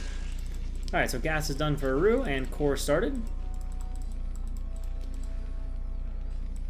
And it looks like Biol is heading out here to scout. And I think this time he might be a little more careful. He was clearly thrown off by the DTs. The spinning core put him at ease, at least a little bit at ease, and his turret was just not done in time and then overrun by the DTs from Aru. Yeah, Aru's keyboard is definitely on fire. Alright, he's chilled a little bit on the APM. It's probably still the adrenaline rush from beating Biol in game 1. You know, that moment where you're like, holy shit, it's working, it's about to work, and you get like super excited. I don't know, that happens to me sometimes. Alright, so the probe is running in and taking some damage, but he's going to get a little bit of a scout off. Usually don't get too much intel as a Protoss, though. You know, the probe dies, and then if Terran was going to 2-fact or fact port, he does so. Your probe almost never gets to live long enough to scout that. And now we've got double Marines out, so that will end this probe's life in short order. Will it get out alive? Actually, it might get out alive. Which will be nice for Aru. I like when I can keep a probe alive and just see when Terran moves out and double check for all that kind of stuff. So we'll see where if he sends this probe all the way home or if he just sends it away a little bit. No, Aru is perhaps planning something yet again. Or the other possibility is that Aru was cheesy the first game, and now he just wants to fuck with Biol and basically be like, there's not a pylon here, I'm up to no good again. But if Biol is like super on the mind game thing, he might be doing that. Well, he's not showing the pylon. Surely he's not this obvious. So we'll see. We'll see if Biol reacts to this in a way that's consistent with thinking, hey, there's a good chance Protoss is going to go proxy some tech on me, or if he reacts to this normally. And we've got one Dragoon on the way, as well as our Dragoon range.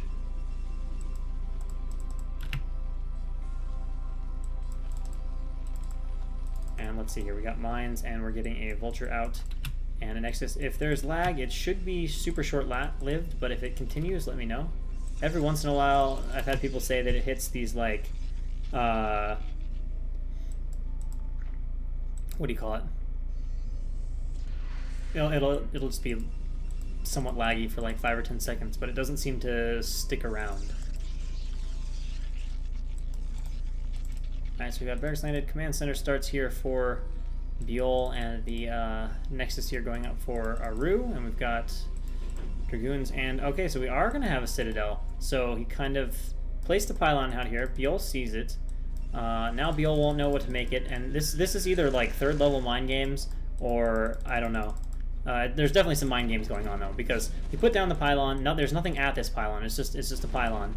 So Biol's likely thinking, okay, well, there's no proxy tech, but we are getting a Citadel behind this. But of course, he's also expanding. So I'm curious to see what he plans to do with this. Is he going to go into fast Templar tech? Is he going to do something weird with a fast drop? Is he going to do a DT expand? Whatever it is going to be a bit of an interesting sort of thing. Alright, so it seems like lag. Most people are mostly fine as far as lag goes. Alright, so you can see the siege is starting and getting a tank out as well. And we've got 3 vultures coming on up here. Dragoon's in pretty good position to the natural. Do we have speed coming? No, we don't have speed coming. We're getting siege. I just looked at that. So the dragoons are not going to be able, the vultures are not going to be able to run past the dragoons here. And second gas finishes. Archives is done. And we are going to make at least 1 DT. And oh, actually, is he going to try to run through? Yeah, I was going to say, I didn't think he could run through. And fortunately, thank you, Aru, for not making me look retarded and just wrong. Aru is able to stop the vultures. Biol could have actually somehow gotten one in if Aru wouldn't have had decent dragoon movements. But doesn't work out. Bit of a crazy decision by Biol. I guess he really wanted to get in maybe and scout a bit. Since he hasn't added an academy yet, that might be an academy. Yeah, it's an academy down there. Now he should have a turret at his front. Yeah, he's getting a turret. He's got a few mines. So you can see he's playing very safe. But so this DT shouldn't really do a whole hell of a lot of damage. There's no robo to use to ferry the DT in. SCV is still chilling by this pylon. We've got a zealot out, and we're gonna go just 2 base ARPs. All right, that makes sense. So we'll see how he plays this, and we'll see how Biol plays this. Will Aru want to go for fast recall? Will he grab stasis in case Biol goes for a quick timing? Pylon starts at the 3rd, and the Tribunal finishes, and now we want to see what is going to be researched here at the Arbiter Tribunal.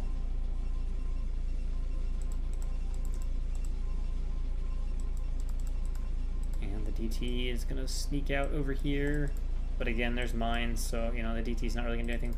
While Biol is really playing, you can tell Biol is really not sure what's going on right now, because he's leaving these tanks in a very, very, I don't know how you describe it, like conservative position. Like, he can move them if the shuttle comes, and if there's a big attack, he's ready to siege almost all of his tanks here up far away on the high ground in a hard-to-access place. And finally moves the SCV away. What did we get? No... nothing yet? That's interesting. So maybe he's just getting the Arbiter just for cloak right now? Seems a little weird. No energy, no upgrades. We are getting leg speed, making a couple Dragoons, and of course now Biol has scanned this, and we see that in response he's just going to expand. Now will he go for the fast vessel option? It's become somewhat common to just play against this by, you know, it's like, okay, Protoss is rushing their Arbiter, I'm going to rush my vessel. And indeed he starts a starport. No guarantees that he's going to rush vessel. There are certainly other options. Still no research here in the Arbiter Tribunal though, which is very interesting, especially with that second Arbiter starting. I wonder if that's intentional or if that's an accident. It's probably intentional, but I make no promises. And we got 6 gateways now cranking here for Aru, who is at a decent supply advantage here, 25 or 30, a little bit more than you'd expect because he did get Biol to play rather defensively, not knowing what was going on. And now Biol's just laying some mines. Does he even have a robo yet? No. Which makes sense because he's been going for Arbiters. Okay, it's going to be the fast recall. So that first recall then is going to become quite important. If he can hit a good recall over at the 3rd base, or if he finds a place to sneak in a good recall, that would be rough for Biol for sure. But if he goes for a recall and the recall is a dud, that can often be just game ending. And also trying to take a 4th. So Aru playing decently greedy. Now I'm curious about this because there are no mines, so being ballsy here with this Dragoon.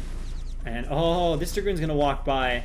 Hopefully the rest of the army won't accidentally draw the mines. The Zealots are going to tank a few of them, and he will lose the Zealots, but the rest of the Dragoons are going to get over here safely. So Aru taking a few risks here to clear out these vultures, but the risk does pay off because, of course, you know, no obs here. And first Arbiter's out, but there are lots of mines, so he's going to see the Arbiter moving around the map.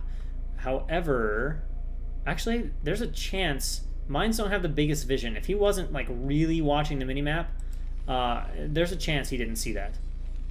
But like a recall right here, that would be a juicy recall, guys. Like if he can land a recall right here, that's going to be juicy. He might just go for the main though. He's a long ways away though from being able to recall. Still got 40 energy. Still got about a minute more to sit on this. Obviously kind of sitting clumped up here. A few units out here to block the vultures. And he is getting a 1 cannon in his base. He's sending a DT over. I do like that. And this Arbiter's just going to hang out here. And judging from Biel's general not reaction, I'm not sure Biel knows this Arbiter's out on the map like that. Definitely saving some scans, that's for sure. And now an Arbiter out with the army as well. And Aru at a solid, I don't know, 35 supply advantage or so. And now the Arbiter's almost got enough energy. We'll see. Like, if he recalls right here, Biel, there are not many units out from Biel. A recall here could be absolutely devastating, in all honesty, if he lands a recall at this location. I mean, I don't know. He might just if he recalls the main, it's going to be really unfortunate for him. Like, if he watches the replay, he's going to think, "Holy shit!" Like, there's no other defense here. A recall on top of these tanks will instantly kill these tanks, force a lift, and he can't even necessarily come fight this because he's only got like 6 tanks. But he's going for the main, so hopefully this is not going to backfire. Let's see how the recall goes. There's a lot of mines laid. There's turrets. I think he's going to fly all the way in, and here we go. Now it looks like Biel is reasonably ready for the recall here in this location. That is a massive recall, though. Although a lot of it dying to the mines initially. Let's see how the initial part of the fight goes. Zealots coming in here, and the tanks are just going to draw back to the mines. So Biel doing a good job so far. 0 tank losses, only a few Dragoons left. Although a lot of SCVs are dying in the main, being evacuated now, and the tanks being microed back carefully. And now the recall is largely reduced in size. He's going to get an armory out of it, so he's definitely getting something done. No harass really on the map this time. He's going to get... the armory, will he get much else? No, it looks like he's going to be more or less chased away. He's going to get a turret, but that's not that much. Although, perhaps, actually, no, it looks like an EMP was landed. Oh, he used his stasis. Okay, so he stasis a small amount of tanks. That's really not worth that much. However, that's nice. Both Arbiters escape. Now, I don't know. I wish I knew how many SCVs he got. I feel like that was kind of a bust for Aru, like a bust in the sense of not being that great of a recall. I mean, killing the armory is nice. He didn't kill the one upgrading +1 weapon, or +2 weapons, though. And he didn't kill any units, so he decreased his army size dramatically. He did get 10 SCVs or so, which is worth something, and an armory, but he also threw away a solid 2 control groups, so not the best first recall for Aru. And now, I don't know, his position still is okay. He has taken this 3rd base, but I don't feel like it's a fantastic position. I feel like it's reasonably even, fairly close game, which is probably not where you'd ideally want to find yourself against a Korean Terran player. And now, let's see, we got the vessel floating over here. We're getting some repair on the tank, collecting his army together. Has he finally added a robo yet? No, he's going to get a 2nd Stargate, though. Is he seriously going to just play fucking robo-less PvT? Yeah, he's playing robo-less PvT, guys. We're at over 13 minutes, and there's no robo. A lot of gateways. 1, 2, 3, 4, 5, 6, 7, 8, 9, 10, 11. He's got like 12 gates, taking a 4th base. But only 10 supply ahead of Biel now. Definitely lost the supply advantage from that recall. Looks like Biel has recovered reasonably well, taking a 4th. And then the question is, where is Biel going to go from here? Is he going to creep upwards with his tank line and take this base, or is he going to go this way? I feel like Polis Rhapsody is a map that sets up fairly nicely for turtling play. It certainly does in TVZ. And I can see doing the same in TVP. That's pretty well walled off. Again, still no robo facility anywhere that I can find. So, yeah, mines I feel like would be a huge issue, but somehow Aru just doesn't need a robo. And Biel is not into laying a whole lot of mines right now. A few on his side of the map, but... And Biel not actually paying attention to these vultures, so those are going to die. And he has confused his SCVs a little bit, but they eventually figure out a path. And now it looks like Biel is going to move a bunch of units over here towards this side, so that he can have this base defended. I think he's going to be relatively static with this. I don't think this is Biel saying, yeah, it's time to push, let's go kill this guy.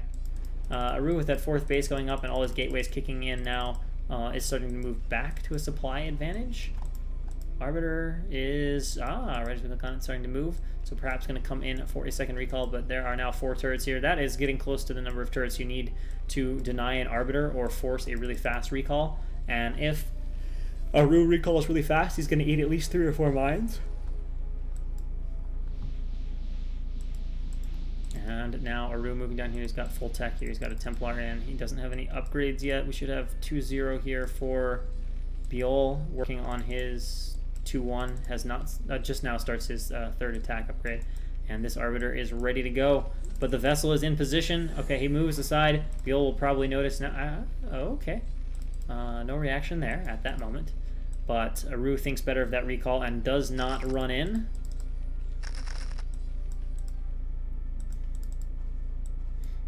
Oh, I heard something dying. Okay, there we go. Here's an Arbiter sneaking into the third base, and immediately the SCVs are running. He probably won't even recall then here. Oh, actually he will. I guess he's going to hope he has enough Dragoons and can just snipe the CC. And let's see, Dragoon's going to move to target the CC. Actually, no, not that many are. I think that's going to let the CC escape. Is that the right decision? I'm not sure. Lots of units here from Biol. And then Ru is going to pull back, and now he's going to move. But Biol stopped floating the CC, and that hesitation will ensure that the CC dies. Before it was questionable. Now I think it is going to die 100%. Had he continued to run it away, it might have escaped. Oh, actually, no! Is Aru going to mess this up? Okay. Okay, he ensures the CC dies. So he does get the snipe on the command center. And I'm actually surprised. Biol is only at 200 APM right now. A bit of a static game, so perhaps he just doesn't have to do as much. But not exactly the fastest Terran play. Not running any vultures over the map. And Aru is consuming the left-hand side of the map as this continues here. And now Biol is denied that third gas. So he's stuck on 2 gases, which is not that great for Terran. You can't really beef up that tank count. And you're limited in vessels. It's really hard to produce off of 2 factories. And a starport making vessels, which means you either have to go very low tank count play, or you have to sacrifice having vessels, and this Templar is going to mind drag. You don't see Templar mind drags very often, but it looks like Biol has just about cleaned out these Dragoons. Nice Arbiter coming over in here to sneak in the cloak, and the scan a bit late there for Biol, who just so far has not looked that sharp. Has he started rebuilding that command center at all? Surprisingly, no, actually. Wow, okay, so Aru very much wants to recall. We're about to have the Halu recall coming in here. EMP goes down on that Arbiter. And yeah, that Templar Mind Drag definitely paid off. All right, so here we go. We've got super hallucinated Arbiters. The hallucinations are taking a bunch of damage. The Prime Arbiter, though, is going to fly right on in. And that's going to be annoying because Biol has absolutely nothing over here. So, well, that recall was not very big. And this is starting to become a problem for Biol, though. Does the Templar... that storm was anticlimactic. That was a 3 SCV kill storm. Alright, so I think this... Oh, actually now with double recalls, that's a little scarier. But still, it's not that zealot heavy. It is catching him at the ramp. Now, if he had a stasis to throw down on the ramp, this would have gotten incredibly annoying. But alas, he does not. However, Biol is in danger of losing his main command center, which will give 2 CC losses here, and that one is definitely going to fall. No chance to run that away. Tank's coming back here. Gonna clean up what remains of the recall, but now Aru moves across with his army here, and Biol is unsieged and looking a bit behind the cuff. There's almost no defense here, so this is a scary moment for Biol. He definitely needs to hang on to this base, clearing it out, and let's see, will there be enough units here? Obviously, Protoss has been recalling a lot, but that is a tremendous number of Dragoons, and when there's only 2 or 3 tanks, not that scary, and Biol is going to be scrambling to get back in position. All of his tanks in the main right now. Aru is trying to take advantage of that opportunity.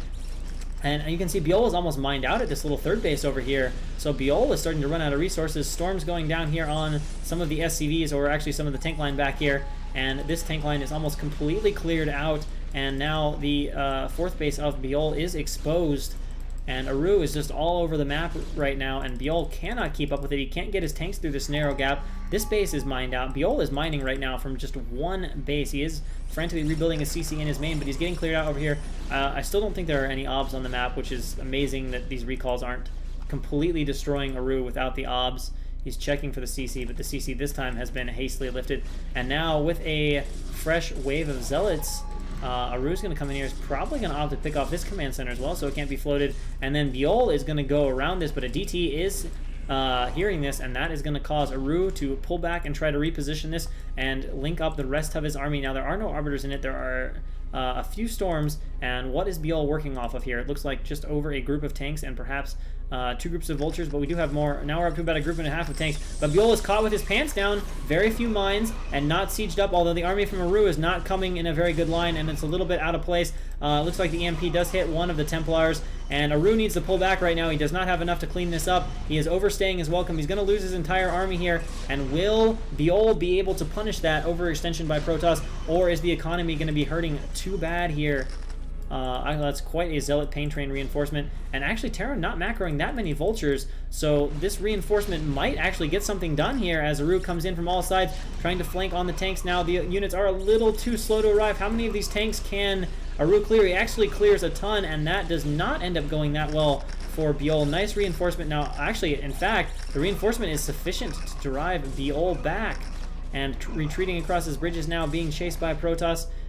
And he will live once he goes back across his bridges, but he is hurting badly now. He is mining weakly from 2 bases that are almost about to mine out, landing the command center over there, but that right now that is extremely exposed. And Aru now up 45 supply, and the scarier thing is not only is Aru up 45 supply, Aru has, you know, 2 mining bases, about to be 3 with this probe transfer, and Biol barely has 2.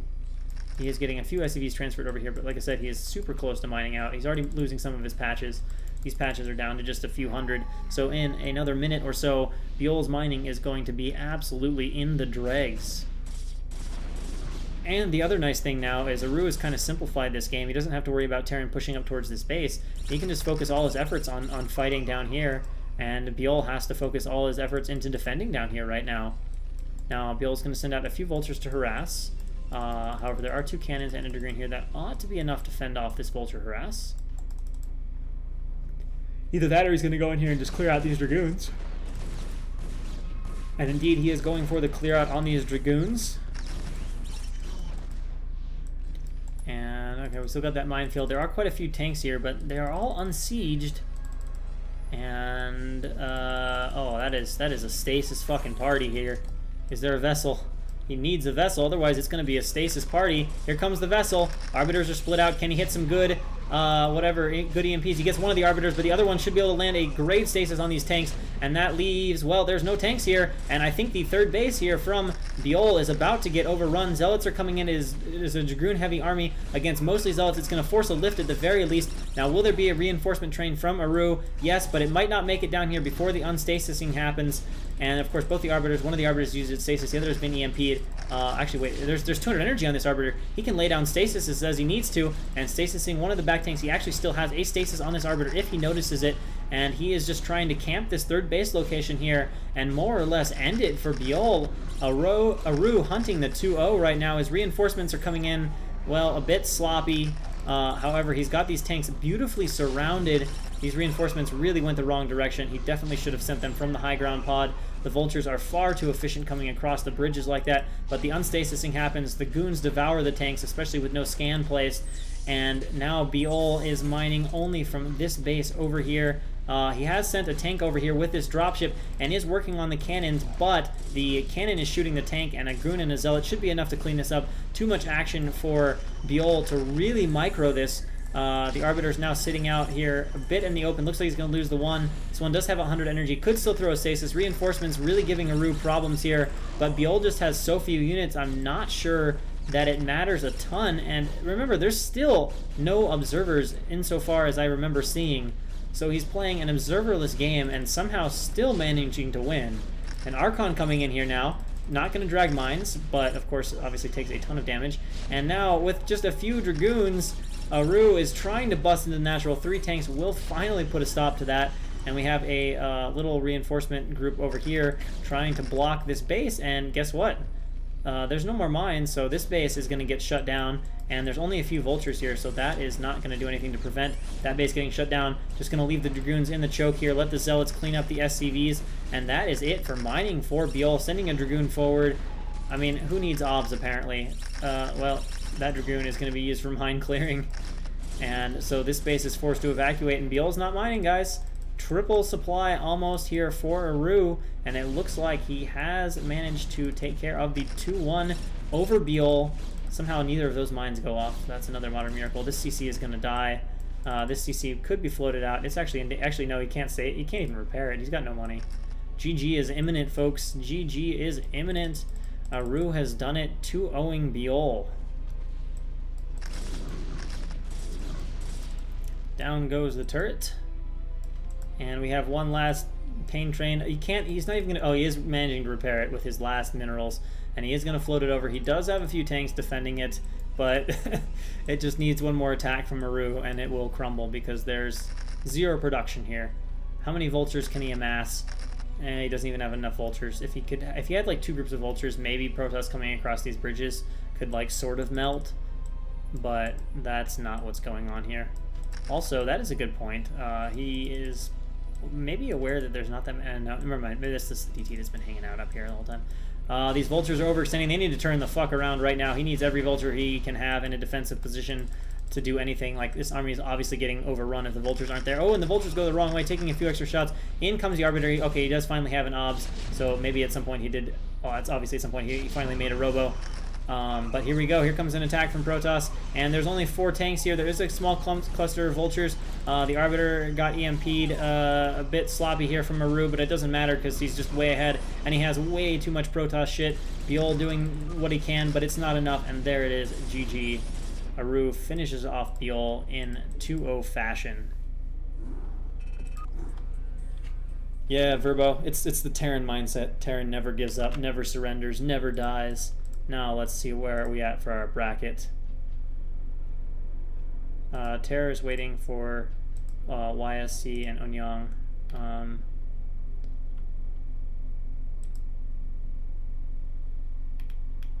Oh wow, Onyang won.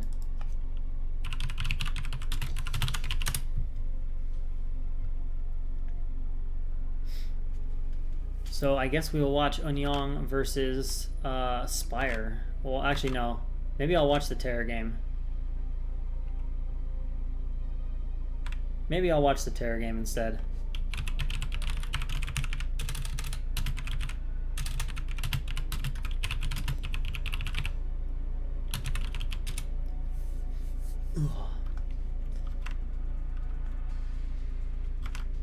Yeah, we'll watch YSC versus Terror.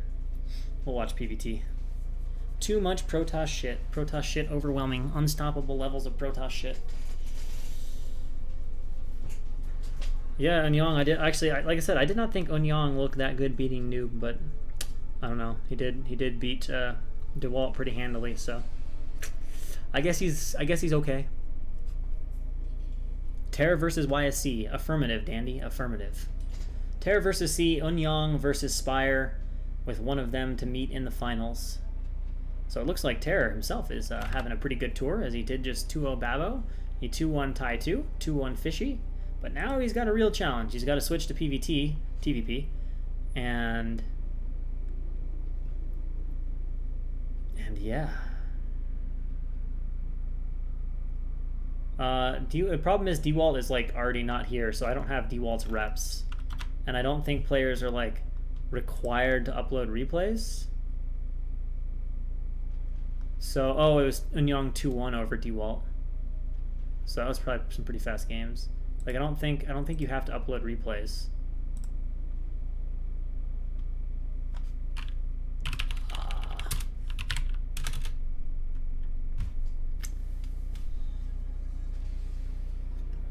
Let's go Terror. I want to see a Terran in the final. Actually, PVZ finals. Either way, we're gonna get a good finals. We have a ZVZ. One of our quarterfinals is ZVZ. The other quarterfinal, semifinal is Terror versus or TVP. So we're gonna see either TVP, TVZ, or PVZ in the final. So that is nice. As much as I like ZVZ, and I do like it, as much as I like TVT, and I like that one quite a bit. Actually, TVT is okay for finals. ZVZ for finals, I don't like it as much. It's over too fast. I like it when finals are decent, longer games. So we wait for Terror and YSC to get their stuff together. Yeah, Babo. Not only did Babo defeat Eon, Babo 2-0'd Eon. I'm really surprised by that. And yes, I am happy to cast for you guys. It's always a pleasure. Honestly, just big thanks to Schamtoo for even letting me cast. Like, I owe him for that. It's awesome. It's a privilege, and I owe him in general just for organizing the tour.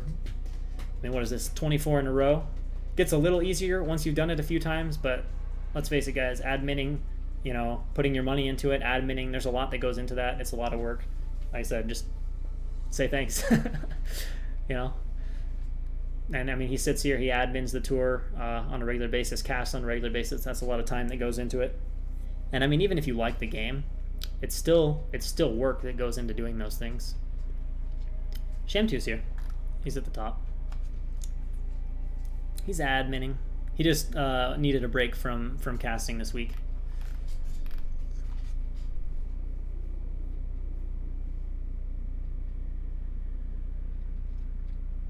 All right, so waiting on Terror and YSC to sort out their maps. Looks like Terror's about to make. Aru saying Babbo is underrated. Well, if he 2-0'd Eon, yeah, I guess he deserves a little more respect than we were giving him, because we know Eon is strong, and ZVZ or not, you know. How do you? I have the map pack. Like, Schamtoo provided a map pack, guys. Come on. Come on, it's right there.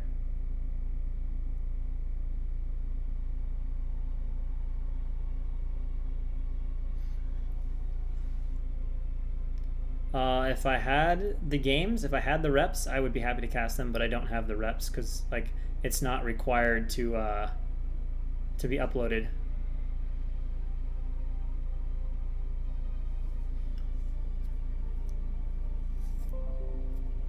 So we're just kind of waiting on these guys here.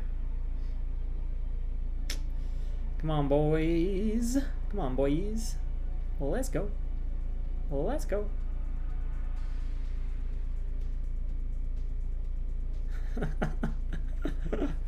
Okay. Okay. Well,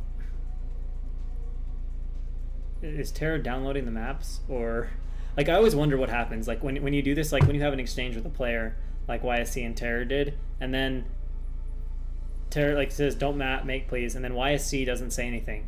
Like you never know what's going on. You're like, are they just not there? Are they whispering you? Like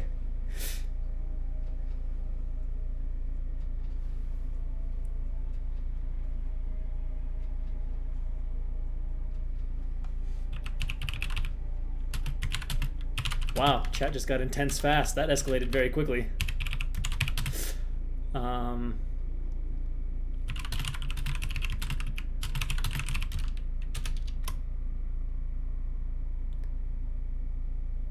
guess YSC is going to make. I guess YSC is going to make. What does IRK stand for? I always want to read it as IKR, like I know, right? But looks like Unyang and Spire are in the process of getting ready to play. I would be curious who Unyang is, because I don't know. Sylphid apparently says Fujikura. Oh my gosh. Do you need me to make the map? Like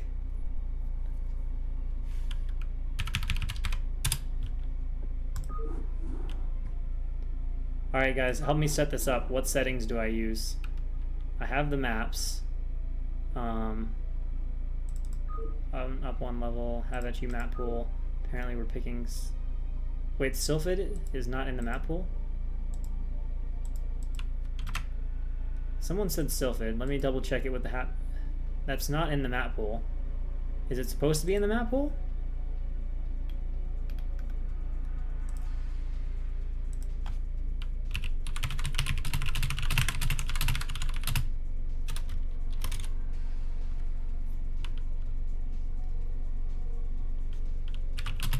Or is it? And it's just a mistake in the rep pack. Either way, I should have the map. Should have Sylphid somewhere. Actually, it should be right here, to be honest.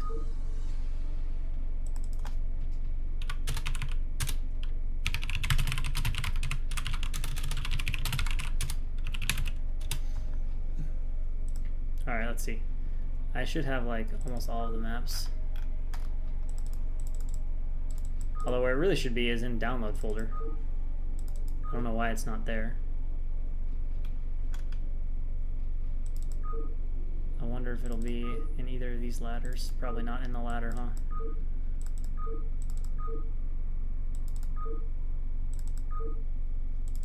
Alright, well, apparently I don't actually have Sylphid sitting in my maps, which is a bit of a pain.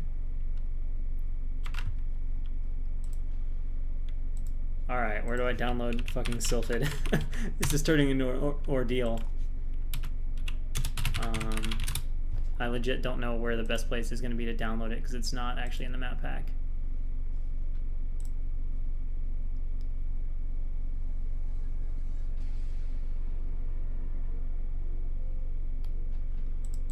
That's really annoying, because I played a game on Sylphid. So, like, it used to be how it worked is you auto-downloaded.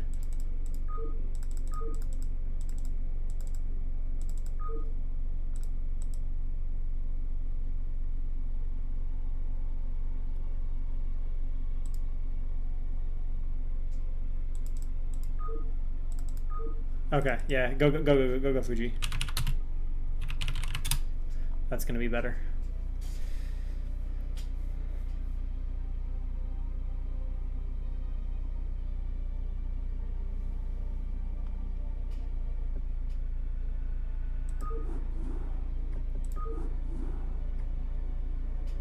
ZZ1/1. ZZ1.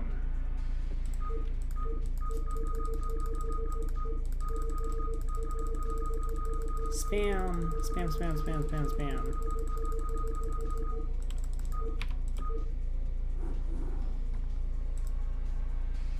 All right. All right. Terror versus Soul PYSC. Is YSC somebody else, or do we not know? Deep. Oh, you can pick turn rate, dynamic or static. Okay, that's cute. All right, here we go. Terror versus YSC on Sylphid. That's a bit of a scary start time. So spawning in the bottom left-hand corner as the purple Protoss, we have YSC. And in the bottom right-hand corner as the teal Terran, we have Terror. And unfortunately, it does... Actually, no, maybe it's not that laggy. I don't know. We'll see how it is. We'll see how it is. I should have used the bathroom right before this game. Whoops. Alright, let's see. Let's put a few of our tabs back up.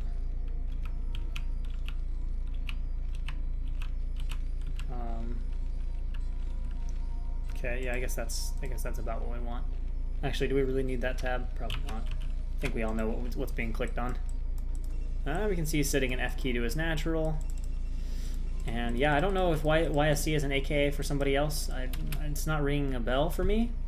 But we'll see. We'll see if Terror can make a nice deep run as our foreign Terror makes a rip. Dynamic turn rate with South America and Korea is a bad idea.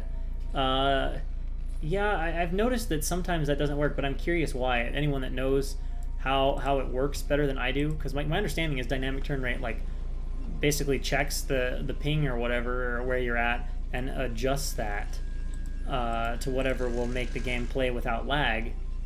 But yeah, it doesn't seem to work. So if anyone knows the mechanics of that, I would actually be quite curious as to the cause of the mechanics.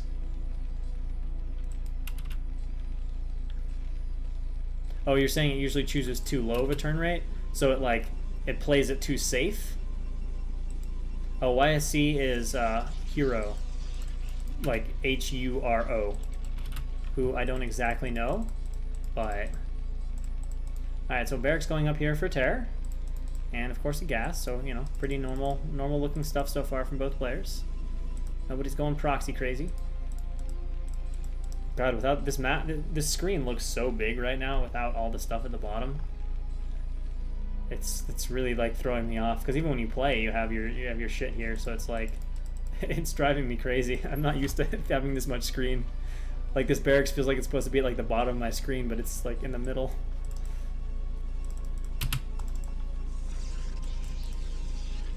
Hopefully Terror can bring it in TVP. My understanding, from what I remember, is he's taking 2 off gas, so it looks like we're going to see FD from here from Terror.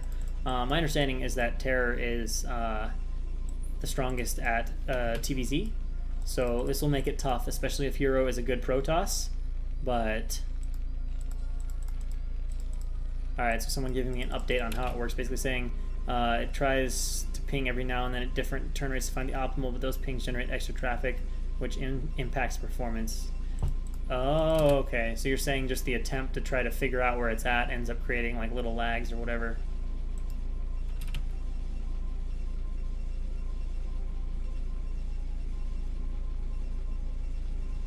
Yeah, and I've heard about the VPN thing. I also don't know, why does that work? There's too many mechanics of the internet I don't know. Like, why? Like, obviously, you know, because like the issue with turn rate is in this era is not that anyone's internet isn't good enough. It has to do with like the distance and how it affects connectivity. But like, I don't understand how a VPN changes that.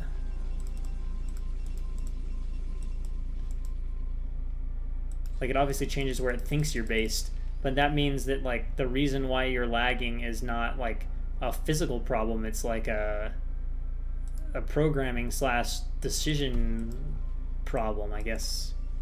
Alright, so we're getting probably goon range, possibly getting air weapons, but probably goon range.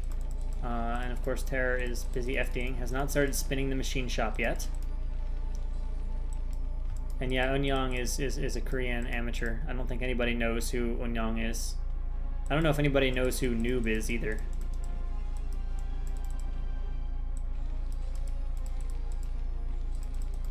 Alright, so we're going to start our mines, and should be having a tank coming out here shortly for DeWalt. And looks like a very... Whoa, didn't mean to do that, boys. Let's undo that. Looks like a very... Oh, actually, never mind. I lied. It was fake goon... This is obviously in archives. But... Is it fake? Yeah, it was. Okay, so he's faking goon range. He's faking goon range. Will DeWalt fall victim to this? It's going to depend a lot on the mines he lays, and let's see how DeWalt's transitioning, or are we going to have a quick game right now? At the moment, it remains unknown. Goons being sent out across the map. They will not have range. How quickly will DeWalt pick up on that? Archives finished. DTs are going to be in the making. He's moving out with a strong FD here. That is going to force the Dragoons back for sure, but he needs a... Oh, has he not gotten mines? I hope to God there's a Vulture coming out of this soon. Oh, the Dragoons trying to come in. Actually, wait, did he get range? And then go DTs? Did it just finish? Because those Dragoons look like they had pretty decent range on them. Whoa! That is a nice Sniper Dragoon there to pick up the tank from the backside. Good control there from YSC. And now there's a Vulture slipping around, but it's already taken a few shots, and it's going to be laying mines in the wrong area. He's trying to slip around behind YSC and lay the mines over here, which actually might be good if YSC doesn't notice, but it's in range of YSC's pylon. And of course, this is strong FD, so it can be hard to deal with. Marines being sent forward, tank is sniped off, mines are out, but the DT is there. Terror will hear it, but how will he react? He's got a second Vulture coming out right now, and now he knows there's DTs. I think the first one has died because I don't see it on the map, and YSC is trying to get Dragoons out on the map, trying to block this, but Terror is doing a wonderful job getting Vultures in here to get some of these mines out, and that will take care of the second DT, but the third DT is finally going to make it on the map, although actually it looks like YSC is reluctant to send that DT out because he doesn't know if there are mines out here, but now he can send the DT up here, and the Marines are going to try to go back here and hammer away the Nexus. Another Vulture trying to sneak in, unable to do so, and so far the mines were good, but now the mines are getting cleared out, and it looks like YSC is actually not going to come across the map. Dragoons suiciding into the mines, but that will open it up for the DT, and Terror is making a nice movement here, but it's not enough, and so finally this can get cleaned up.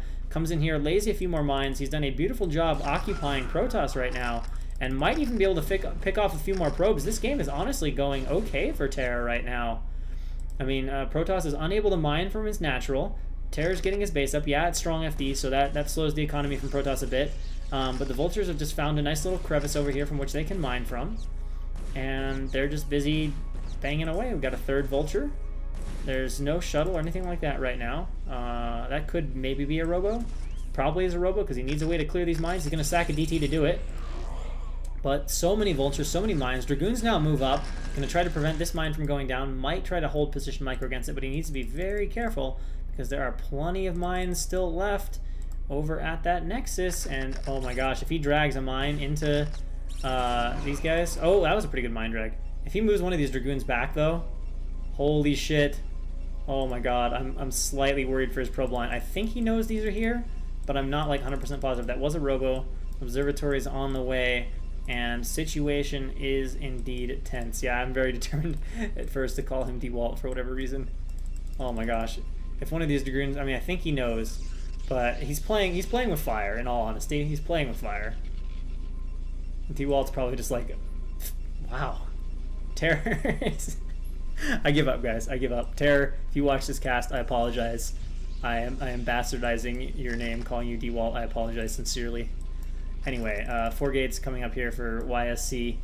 Pylon wall is up. Man, I'm sure Terror would just love to get in here and try to nudge that goon back. It's just this time bomb, but the obs is about to be out, and as long as the obs is rallied decently, the mineral line will get cleared out. It would be really funny if the obs was rallied out here, but I think it's going to go in a direction that's going to clear out these mines. Yeah, okay. So the threat ends. YSC, I guess, okay. Given how quickly he reacted, I think he was aware that the mines were there, so he was just being careful with his Dragoons. Call it T-Walt. It's an infusion of foreign hopes all put together. We got 3 factories going up. Okay, we got it. Okay, tank drops. Interesting. Oh my god. Oh my god. I'm suddenly very worried for Terror. This is ballsy AF. This is ballsy AF. Is he actually committing to this? How is he going to defend? He's going to try to make a bunker. Fuck me. This is risky as fuck. This is exciting, but this is so risky. That's like five Dragoons. Oh, okay. 5 Dragoons against just a bunker. I guess he can repair, but he can probably walk on top of the bunker. Tank is out now. I hope he has siege. Is the dropship going to be worth it? We can't. Oh, can I see the kills? I need to put that thing back on. I need the thing so I can see the kills. Come on. What button is it? There we go. Yeah, okay, that might be worth it. 7 kills plus a couple from the vultures. Will the dropship get out alive? Yes, actually. But notice, there's some dangerous stuff in the making. YSC's got a shuttle of his own for bombing, and Terror is only keeping a tank at home. This is still a very dangerous situation for Terror. And actually, YSC has a pretty robust economy. And we've got Arbiters going away. I'm actually feeling very scared for Terror now. I think this might be one of those situations that's sort of like when Zerg plays aggressively and they look really scary for a while, and then all of a sudden it's just like, oh, they're dead. I think Terror might be, oh, I'm dead. Let's see if he can pull off some miracles. I mean, if he can pull the vultures back, if Protoss goes for the busts, and he can target fire really well and repair the bunker, but a lot is going to have to happen if he goes for this. All right, we've got the shuttle coming in. He is forced to drop a lot of zealots in the mineral line, but of course now the bunker is under attack. Those SCVs need to repair ASAPly, and SCVs have to fight the zealots, and they're not repairing the bunkers down. YSC is trying to bust through, and the zealot has done some work. There is some pretty good SCV blocking right now, and Terror can't really afford to siege up, but look at all those Dragoons right now. Even if he lives, he's going to take a significant amount of economic damage. Remember, there is Arbiter tech behind this. Terror back to the ramp, repairing. Command center under heavy fire. There's still a shuttle there. He's actually can shuttle goons on top of the tank if he wants to go in that way, but it looks like right now content just to force Terror to lift at the natural. He's going to back up. That's all he needs to do. It's now a 40 supply advantage here for YSC, and Terror is in trouble. Now there is a vulture back here. I don't even know how it got back there. Did it drop? Oh, okay, the dropship just dropped it. But there's a cannon up in this mineral line, and these are cleared out pretty easily, so this is doing very little for Terror. And YSC is now almost double his supply. Going back to mine, but he's only got 1 tank. He did get some Goliaths to deal with this. And where will he siege this tank? Maybe right here? That'll probably give him, yeah, okay. Well, that's farther than I expected, yeah. This tank is having some decision-making issues. All right, he's gonna go siege. That's a, I don't know. That's an interesting siege location. Okay. I mean, right now, you know, it kind of hinges on Terror being able to pull off some crazy defense to even stay alive. But with recall on the, or probably recall on the way, it's going to be a nightmare for Terror. I mean, he basically needs a Protoss Sui here at some point, and right now he's not looking like he's going to get it. There's just not that much out. He is inching his tanks forward, but these tanks are kind of easily snipeable. He's going to try to lay a few mines. Of course, the Obs is seeing all of this. And that Arbiter's got to be close if it's not out yet. Vulture's trying to sneak out, but wow, perfectly positioned for YSC. Just annihilates another group of Terror's Vultures. And yeah, just now all of a sudden the game is not going Terror's way at all. And an Obs has been positioned here over now, over the lake or back of the natural or whatever you want to call it, to block vision from Terror, and YSC inches back as Terror sieges forward. YSC, of course, has his third base up and running now. He's starting to mine minerals from that as of just a second ago. Arbiter is out, second Arbiter in production. We've got upgrades. Upgrades going out, one attack for the Zealot. Nothing, of course, for Terror yet. He is working on getting a vessel. He's obviously scanned the Arbiter tech then, and is starting that third command center, but it's just going to be a long, difficult endeavor to get that base up. And that tank is really inching far forward. He's trying to inch it onto the high ground. That it may or may not be high ground. I still have not gotten 100% confirmation. I need to just play on the map. Oh, that tank just went the wrong way. Hungry, hungry tanks. All right, so YSC springing the trap, coming in from both sides. Definitely not enough units from Terry. He's going to lose 3 or 4 tanks here for sure. And basically his third is just going to be delayed, delayed, delayed, delayed. Zealot's doing some nice mine dragging. And actually his Terror just going to get overrun. Yeah, this is all that stands between Terror and staying alive. And it's safe to say it's overrun. GG. YSC takes game number 1.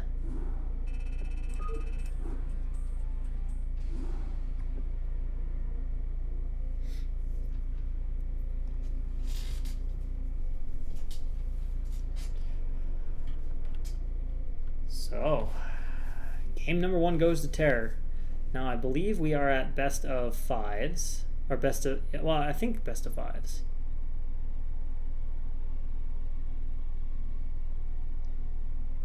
And then we'll be waiting on game number 2.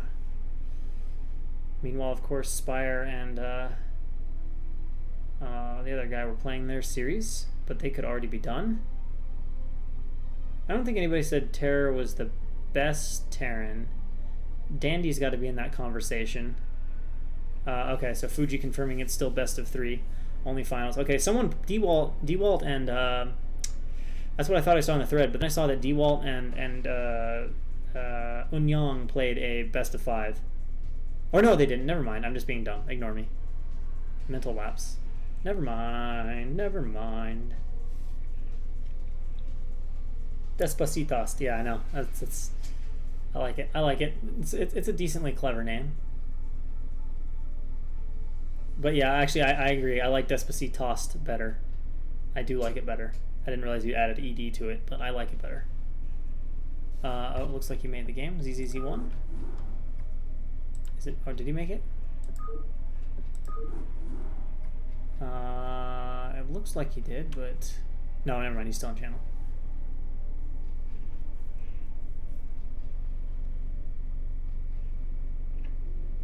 And yeah, it's true. I mean, I think as in terms of when I think of strong foreigners, you know, all of our preeminent foreigners are Protoss or Zerg.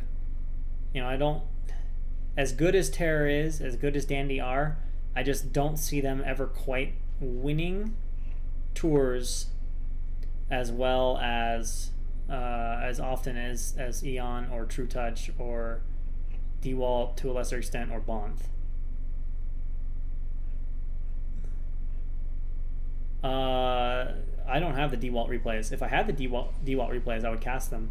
But like I think as soon as DeWalt lost, he was offline. So, and his Korean guy Unyang or whatever, I don't know where he is.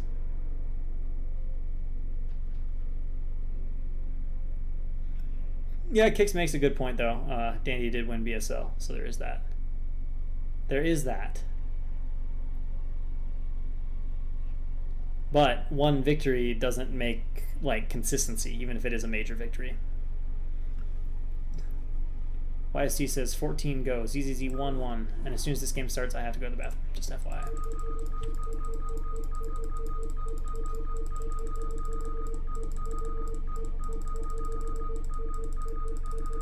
Spam.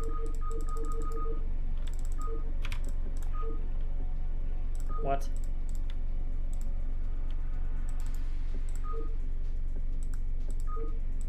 There we go.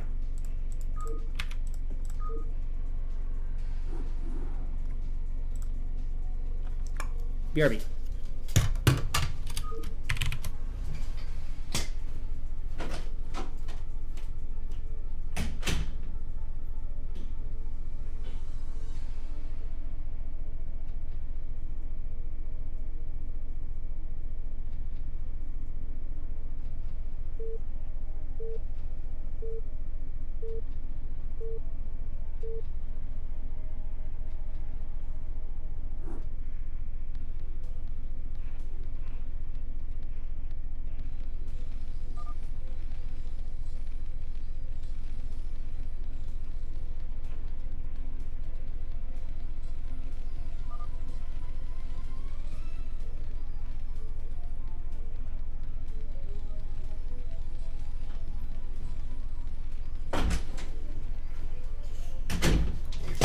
All right. After a brief break, we can see spawning in the... Why does everything disappear? I swear I changed nothing. And all these guys like to just go away. Alright, so spawning in the top right-hand corner as the yellow Terran, we have Soul P... No, sorry. Wow. As the brown Terran. I don't know how do I see that as yellow? What? We have Terror in the top... I'm all confused. This is a moment. In the bottom right-hand corner, as the brown Terran, we have Terror. And in the top right-hand corner, as the yellow Protoss, we have YSC. My God. You guys can clip that and do whatever you want with that moment. That was a moment. That was a true moment.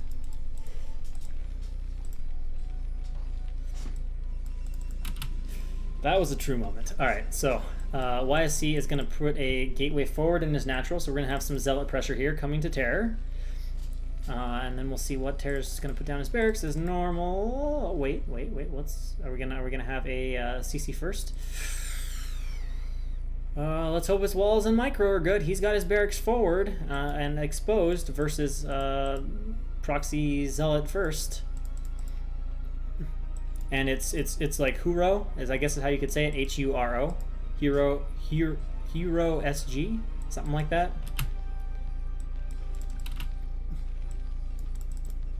So gate about finished, and we've got a pylon coming down.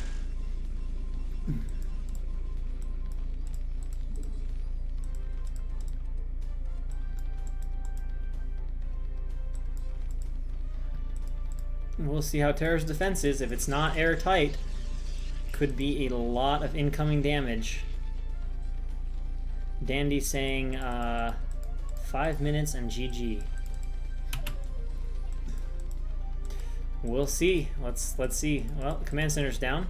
He has not made a Marine though, so that's not good.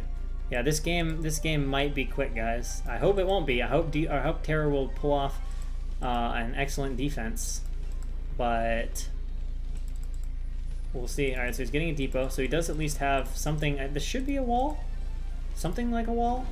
All right, so probe is chase away. Let's see, or can Zell just walk through here? Okay, so he does have this wall at least to play around with. But of course he's getting attacked at the command center. Oh, actually, never mind that. Oh, okay, that's the wall he's got to work with. But yeah, the Zealot can just run to the main. Oh, so close to trapping it, but unable to do so. The probe will go down, so there's that. But now Terror has to deal with Zealots in multiple locations. Is he just going to rely on drilling in the main? What is Terror's plan to handle this Zealot? Remember, there's going to be action in 2 different places. He's diverting a Marine back here to help deal with this. He's going to lose 1 SCV already, it looks like. Yeah, not quite able to micro that because he also has to micro the natural. Incredibly difficult situation. And now a bunker goes up. He knows he's going to need that for the Dragoon, so it's good that Terror's getting that down. But this Zealot is doing plenty of damage. One of the Marines derping out from Terror. Although this Zealot is on hold position, taking quite a bit of damage here. So a bit of a mistake, I guess you could say, from YSC as far as I understand it. And that might actually allow Terror to hold this, and we are not going to have the 5-minute GG because now there's 4 Maroons out, and that ought to deal with the Zealot, especially if you can get it out of the way, but the SCV is slightly blocking it, and now forced back. No goons on the way for the moment. Takes care of that Zealot, has 4 Marines out. Honestly, not terrible losses for Terror. That was a pretty good defense. I don't know why that Zealot went on hold position, but I feel like that was probably a mistake from YSC. Definitely not in a position to block the ramp, and it wouldn't really have made sense for YSC to block the ramp either. And gas is just about done for Terror. I honestly wish I could tell you if that delayed Terror's gas at all. That could be the next problem. If Terror's gas got delayed, then he could be dealing with the issue of very slow factories, but I don't know rack CC timing well enough to know if the factory is like badly delayed or not. Of course, the goons are not going to be as fast by any stretch of the imagination for YSC because he made, what, 3 Zealots or so before making his Dragoons. Of course, the bigger question is how close is range to finishing. If you really delayed his core, then this won't be scary at all. But if his core was like on time, could be interesting. But it's only one gate, so the Dragoon pressure is not going to be crazy significant. It's nothing that Terror should die to, unless he just completely botches his micro and forgets to repair. Oh, okay. So Soul wants the ramp block, but it's nearly impossible, maybe even outright impossible, to block this ramp with a single unit. It is a bigger ramp. He's going to see the robo. Pylon going up. And now range is done, so repair must start for Terran. but his factory is getting fairly close to being done. So he'll have a tank out in short order. SCV is now picked off. And, okay, just preparing along. Supplies seem relatively even, so that also suggests that went reasonably well for Terra. Remember, it was Gate made the natural with a little bit of a probe cut. Nexus finishes here for YSC. And the probe transfer, of course, spot on the money, as would be expected from ex-pro gamer, ex-B teamer.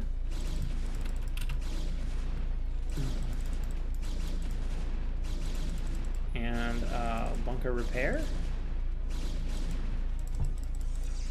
We've got a pylon and natural, so we've got our wall against the vultures. Oh, he needs one more. He's got one more coming over here. He's got to keep that bunker safe. Keep that bunker safe. Tank should be out. Where's the tank? Should be almost out. And what? Oh, ho, boys!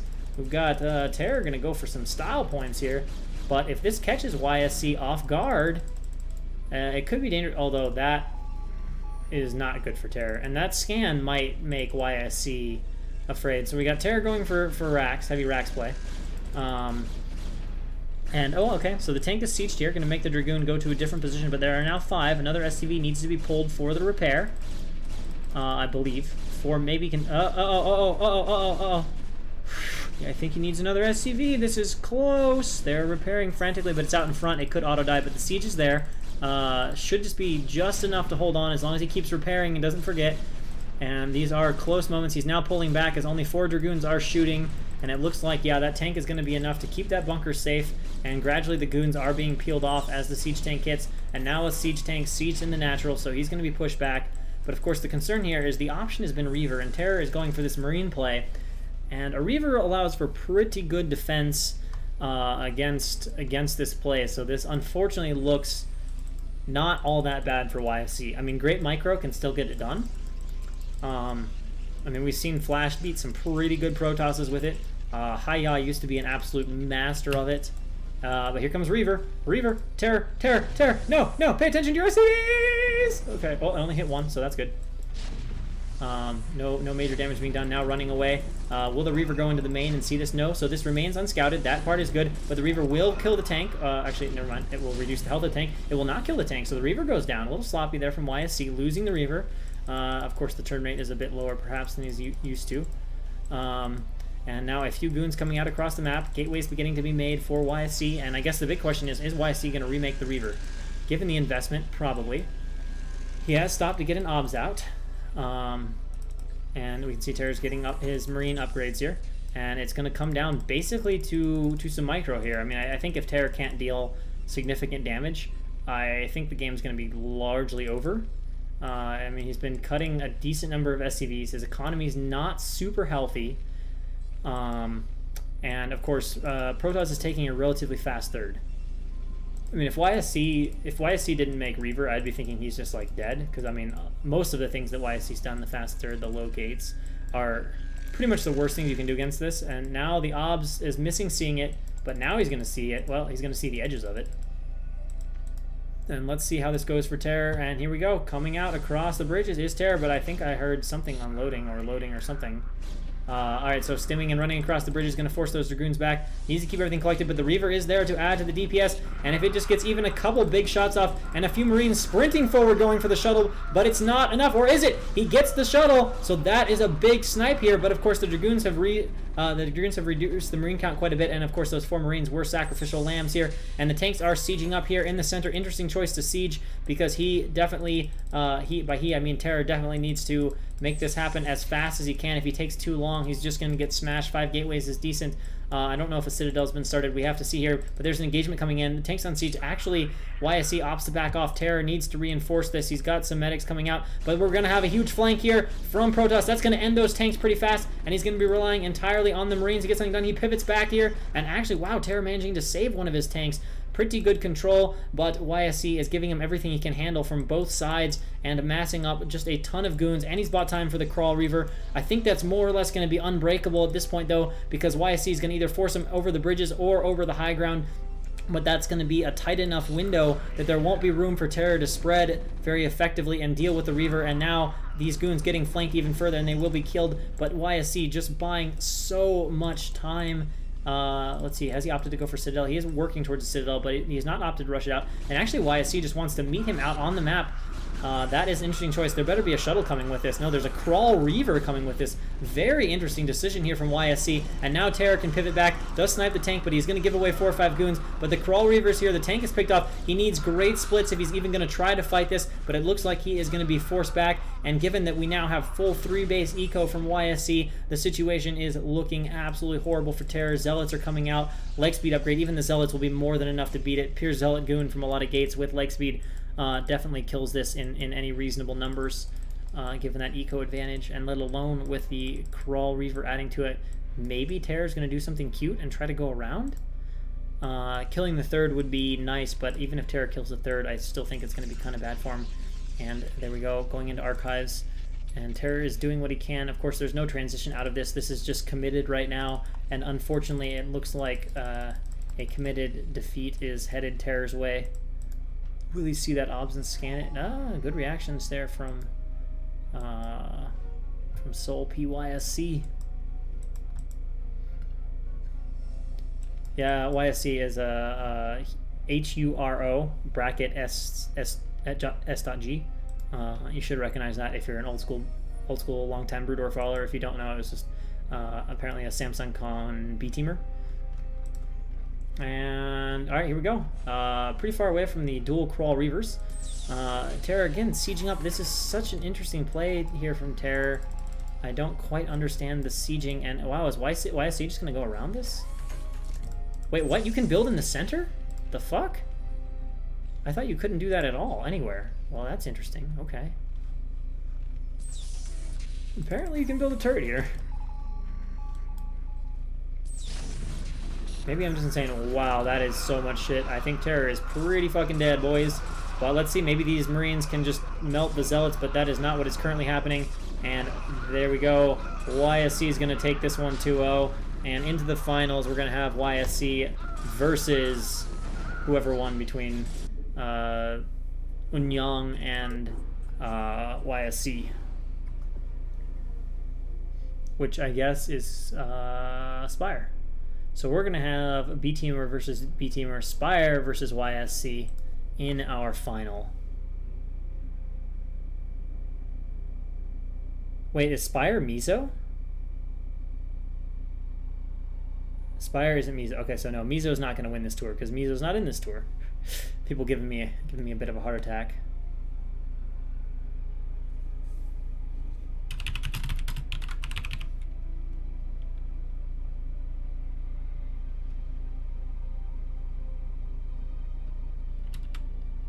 YSC versus Spire.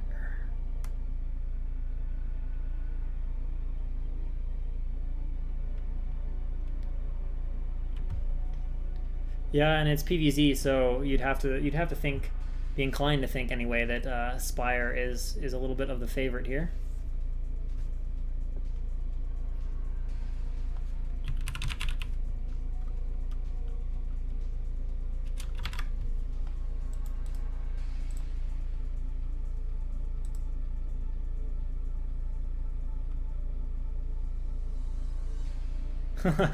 Please don't say again, D-Wall. Yeah, we'll just call them by foreign names. We'll say it's Bont versus, I don't know, Eonzerg. I said D-Walt like 10 times. I apologize, Terror. I apologize for calling you D-Walt more than once. Over and over and over again.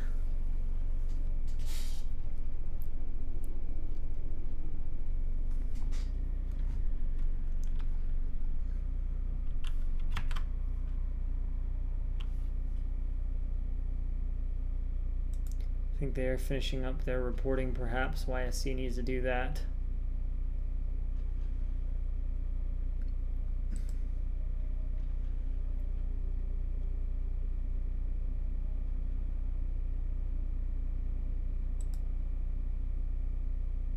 No shiny, though. No shiny.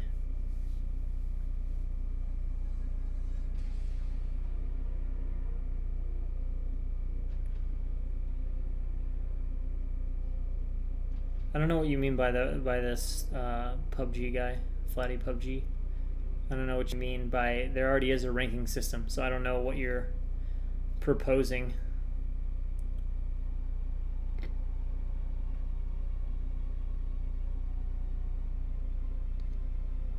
Yeah, I would say that C, and in my experience, C in Remastered seems to be about C minus, maybe low C in Brood War, and B is probably like C, C plus, and then A is probably getting towards like C plus, B minus skill, based on old IC Cup ranks before IC Cup bastardized its ranking system with that new system. Roughly speaking, but you know, I don't know. And yeah, S rank is obviously going to be like pretty good. I don't think S is comparable to like A on iCup, but I think S probably starts at like B or B plus maybe, because I mean S starts at, or no, does S? Never mind, S doesn't start at 2K. Maybe S is more like A minus if it starts at 2.1, 2.2K. A lot of guys can get to like 2K, but 2.1, 2.2, 2.3 gets harder to get.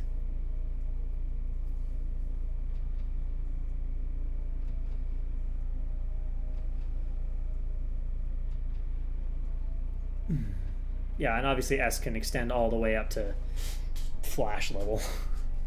God tier. Bomb can go higher than 2200. Bomb can go higher than 2200.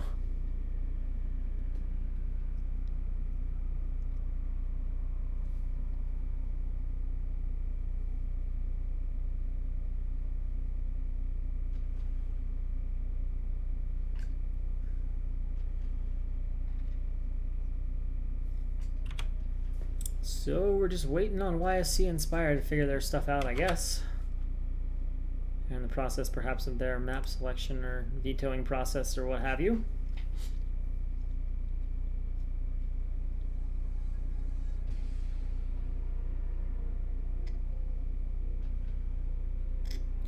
Yeah, although in theory whether or not you play versus Koreans shouldn't really matter with MMR. Again, I guess the argument that it does matter is that Korea is so isolated as to be its own pool, in which case it would matter. But in theory, you know, if the distribution is reasonable, then Korea MMR should be the same regardless of whether or not you're Korean or American or EU or whatever, because it all mixes and everyone's MR is calculated based off everyone else. So, and jetzt wir warten für Spire and YSC to get their shit ready to go.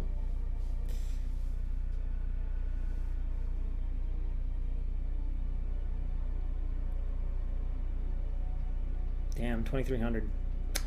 I wish I could get 2300. Long way away from that level. Long way away from that level.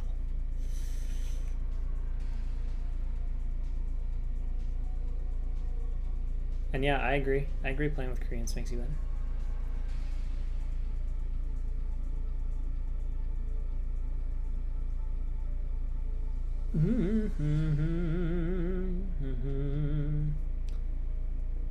Let's go, boys. Let's go.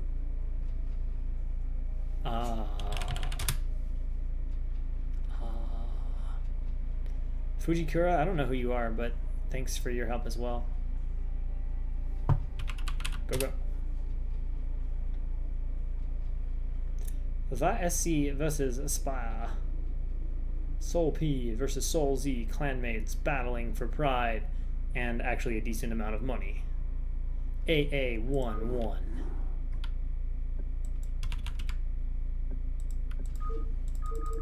Is there hockey for this? Probably. Willkommen nach the game.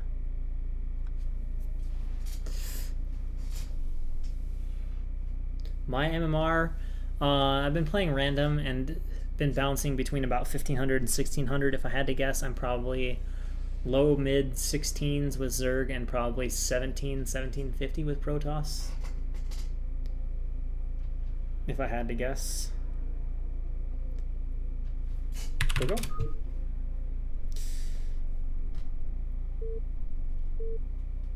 Oh wow, they're going for turn rate 24. That's ballsy as fuck. It's not going to work out either, I think. But we'll see. Yeah, don't you just love that? Why does that do that? It's so ridiculous. Alright, well, we got everything back up. So in the bottom right-hand corner, as the white Zerg, we have Spire. And in the bottom left-hand corner, as the brown Protoss, we have YSC. And of course, the game is going to lag because they picked 24, which was very optimistic. Alright, so now we're setting for high latency. So yeah. Oh, okay, so I didn't know that Fujikura is actually an admin. I thought only Schamtoo. But that explains why Fujikura is comfortable and efficient.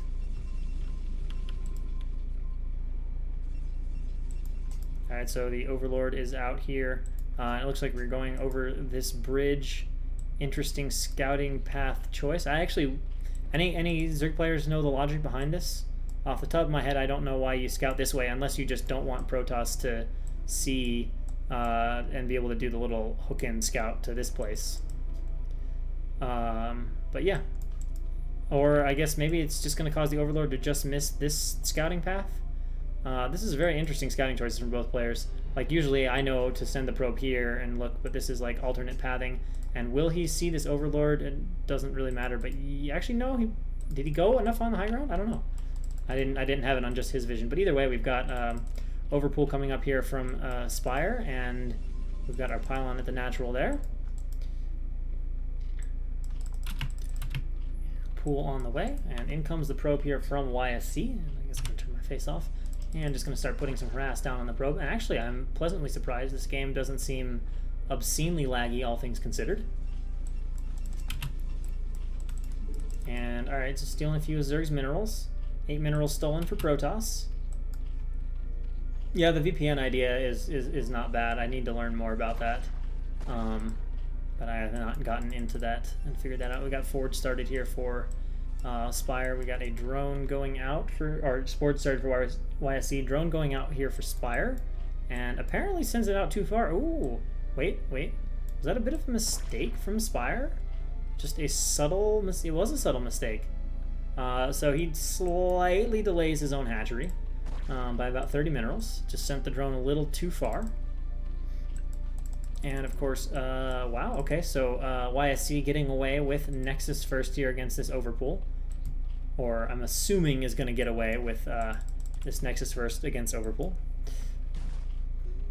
Usually don't see Protoss mess that up too much, especially not at this level. And so the probe is sniped off now. It's looking a little bit laggier, unfortunately. And we've got the cannon on the way here. Should see gateway coming up here on 14 for YSC. Alright. I hate placing my gateways that way. I guess I understand it's even on this surface, but I like having the cannons even if you have to build extra cannons. I feel like that's stronger. But maybe it's 6-1, half dozen. I don't know. Alright, so gas is about to be finished here for Spire, and he is going to take this low ground third. So it looks like we're going to see some relatively aggressive Hydra-based play here from Spire. So there's always a possibility he could go Muta as well. And he's got 1 Ling tagged onto that probe and 3 others to chase, so going to try to block scouting as much as possible. Small transfer probes over to the natural. And let's see if he can intercept the probe. Oh, wow, okay. Well, YSC almost made it through, but then turns around. Doesn't lose his probe, though, so he's still got it on the map, still moving around. No second probe on the map, though. Cybercore is being made here at the natural. Very, very prompt Cybercore, in fact. Should be able to get Stargate started somewhere in the low 4-minute time frame, which is quite quick. But Lair is on the way here for Mr. Spire.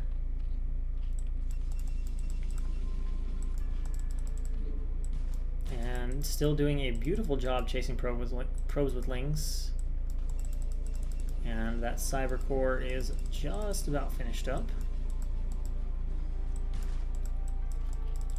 So then we'll just have to compare Stargate and Spire timing.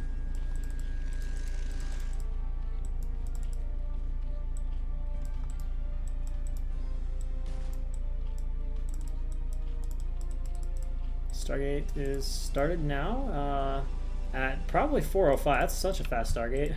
Really fast tech timing here from YSC. just promptly ripping that Stargate right out. And in the meantime, Spire just continued to drone, and Spire goes down.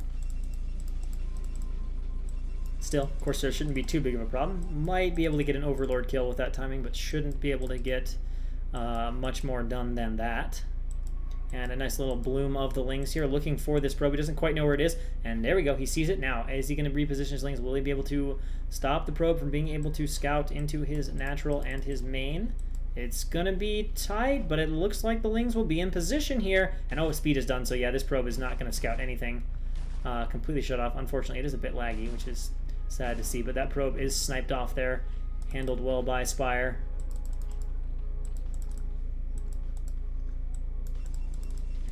And that means YSC is forced to stay at home. I know with one cannon, he is definitely blocking the heck out of his wall here. Corsair on the way.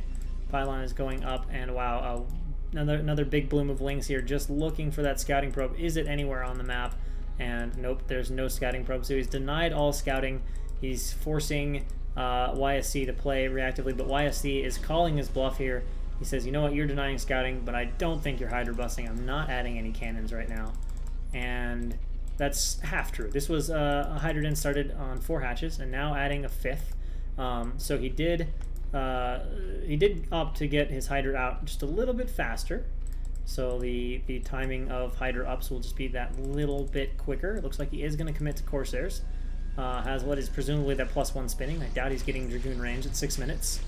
I mean, there are some cheesy like Dragoon all-in builds you can do, but I don't think we're going to see that. Spire is done. No Scourge yet, so he will get, like I said, just will barely get 1 Overlord kill. Which one is the killer? This one's the Stone Cold Killer. So he's got his 5 hatches up, and a few Scourge are out now.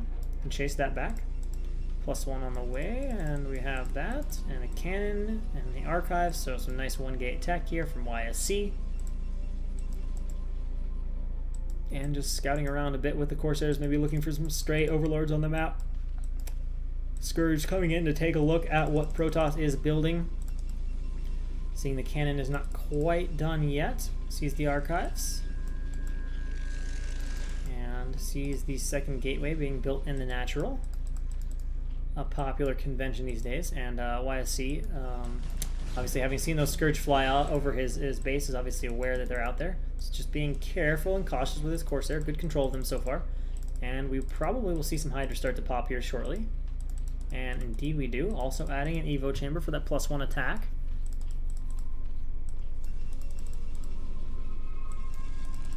And now getting up to decent Corsair mass. Gateways 4 and 5 going up. Cannon being added.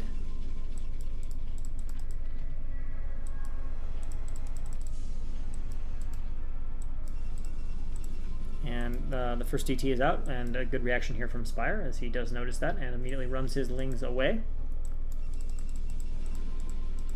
And of course, the classic pylon wall there just to trap the probe behind the minerals. And leave it with nowhere to go.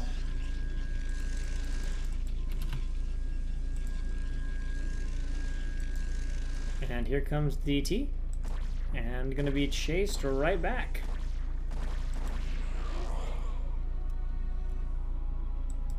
Now, let's see, coming out on the map here with, oh, these are slow lots, though. He needs to go back home unless speed is finishing like right now. Is he going to get trapped off? And yes, indeed, Spire is going for the trap, and has YSC made a bit of a mistake. He's definitely going to bleed at least a few Zealots here to these Lings, taking quite a bit of heavy damage. In fact, he's going to basically lose, well, okay, never mind. He's not quite going to lose all of them, but a lot of them do take heavy fire and are deeply softened up. And now the Hydras are going in for the cannons, and there are no Templar here. I think Spire has just won game 1. Maybe if the Corsairs die and there's a DT popping, but right now I don't see it. The probes are falling. He's trying to hold on long enough for these cannons. A High Templar pops, but it's popping too late. The cannon goes down immediately, and Spire takes game number 1 over YSC due to the power of Hydralisk.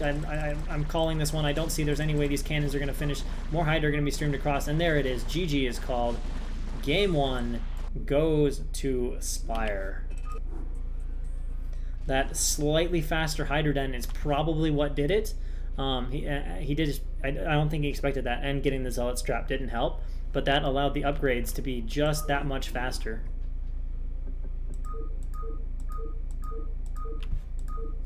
and just insta GG.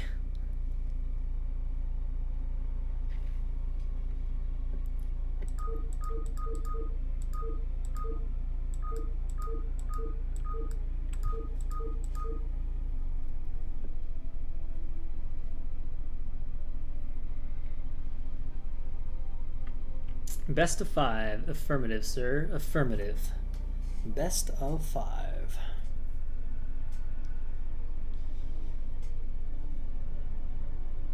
First game just went to Spire. He put his Hydroden before his 5th hatchery, so he had just slightly faster Hydra production and especially Hydra ups than normal. And that threw YSC off, and Spire took the game.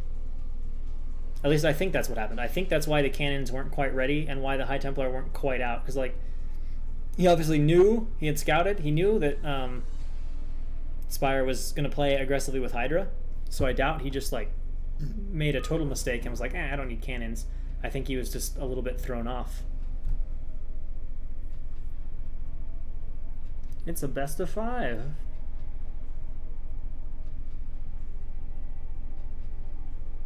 I think they're just reporting their results and stuff right now.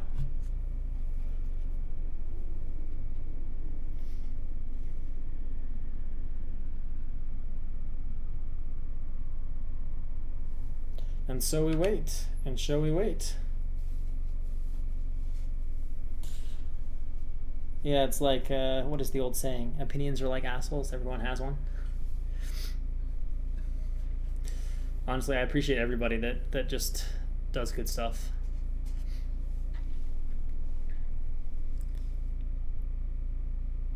Organizers, casters, players, even you guys that cheese me, even you guys that cheese the fuck out of me, I appreciate you. Within reason. Within reason. So now we wait. Now we wait.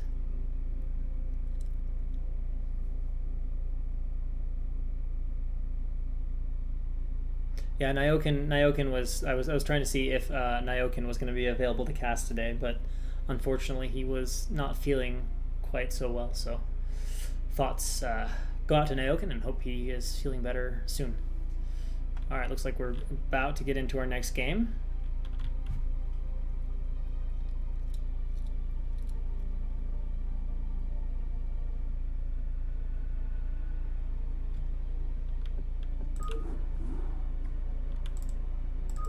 On Sylphid.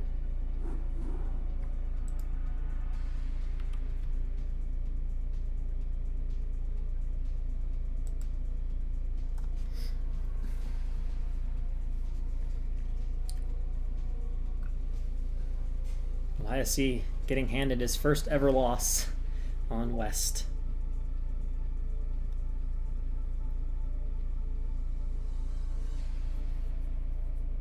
Oh, I understand the plant reference now. Yeah, Schamtoo has that. Is it a tree or whatever it is that's in the back of your scene there? You're right, I think, scene left. But I'm glad to hear if it was not doing well. I'm glad to hear it's now doing better.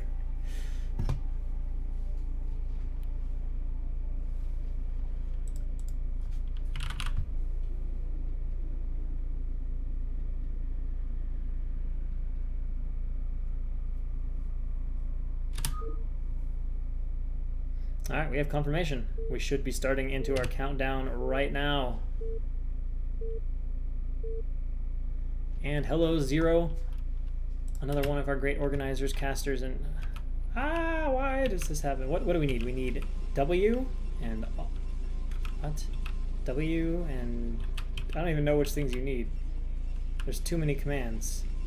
I'm missing one. Is it W? No. E. W and E. I'm gonna learn this. W, E, U, and I. U and I. W, E, U, I. Okay. All right, so in the top position at 12 o'clock, down one game, we have Soul P, Y, S, C. And in the bottom right-hand corner, as the red Zerg, we have Spire. I don't know why it always defaults to whatever, but oh well. It's the way it's made.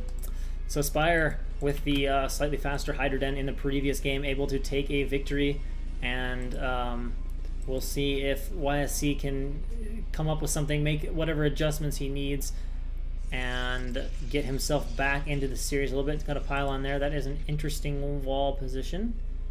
I'm thinking maybe it's going to be like that with gap over here. I'm curious. I don't actually know how to wall on Sylphid, so I'm curious to see how this works out for him. Yeah, Schamtoo, it's a shame there's not a way to mandatorily force replays, but I guess that's not a supported system, because it wouldn't be nice if replays were mandatory.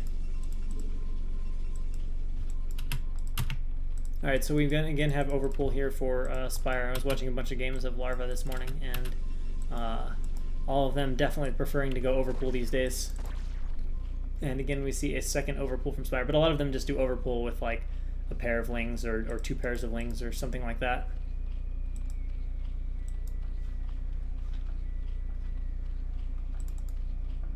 And the drone trying to catch that probe has got one free hit off. Gets a second hit. Does the probe get off a hit? No. So the drone has advantage over the probe here.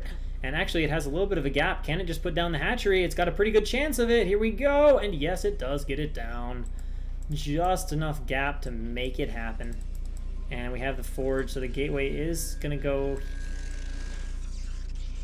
What is this wall? How is this going to work? Is this even legit? I'm just staring at this in curiosity. So the gateway just goes there? That's a weird wall, man. So the cannons go like... I don't know. I don't understand this wall at all. I don't understand this wall.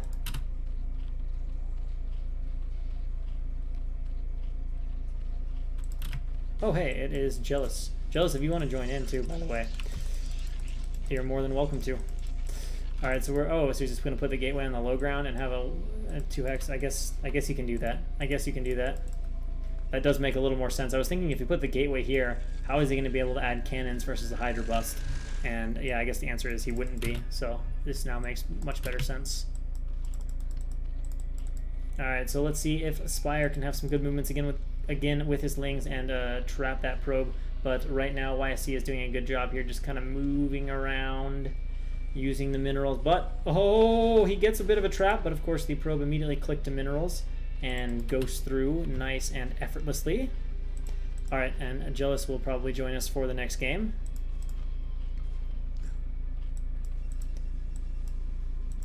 Yeah, so far no one has clipped plays of any of my embarrassing gameplay moments. Although people have clipped a certain clip, or there's a certain clip of me that has been circulated in various circles. That shall remain unnamed, but there's a story behind this clip. Oh, probe doing a bit of a dance in the mineral line and taking a few hits. And let's see if we can slide on behind the minerals. And let's see, we got Cybercore going up here and pylon. I wonder if this pylon actually improves gas efficiency. There's a good chance it does, given that he picked that specific spot for it. And oh, we're going to send out a Zealot. That is an interesting choice here. I guess going to try to force a few lings. He knows there's enough lings on the map to deal with his Zealot, with that slot, but I guess he wants to force out a few more lings, or possibly just bring the pressure off of his own lings, or off his own probe, which right now has been the decision of Spire. And if that's what he wanted, then he's going to be really satisfied with that. Alright, so he's looking for the Zealot. He's like, where'd it go? Where'd it go? And he finds it. How quick is his reaction away from it? Oh, he walks right past it. And is he going to try to hit it? Wow, nobody's apparently paying attention to this right now. There we go. Now the Zealot takes a hit, but there are 4 or 5 more lings trickling out, and geez, I kind of feel bad for the lag that is coming out right now. Spire on the way for Spire. And we can see the 3 hatches have finished. Again, getting away with his 1 cannon. Has his Stargate almost finished here. Again, a very, very fast Stargate. We'll definitely get at least 1 Overlord kill here in this game. And just continuing to scout around with the probe. Oh, this lag is really bad. I don't know why it got so much worse. This is almost like unplayably bad. Yikes. Yikes. Come on, lag, go away. This is making me uncomfortable. Jesus Christ, what the fuck is this? Why is it so laggy all of a sudden? And apparently I just... What? The server connection has been lost, and now all of a sudden it's not laggy? And nobody dropped? I'm so confused. Well, the lag is drastically reduced. I never... Is that why the server connection gets lost? Does it, like, decide to not go through the server and go do something? Someone explain this to me. I don't know what I'm looking at. As far as the actual game goes, we can see the Citadel is going up. The Spire's just about to finish. We're adding another hatchery, which is going to take us up to 4 hatches. And he's got pretty good supplies, so I think we're going to see a 5th hatchery. This time the Hydrogen is not going to be placed first.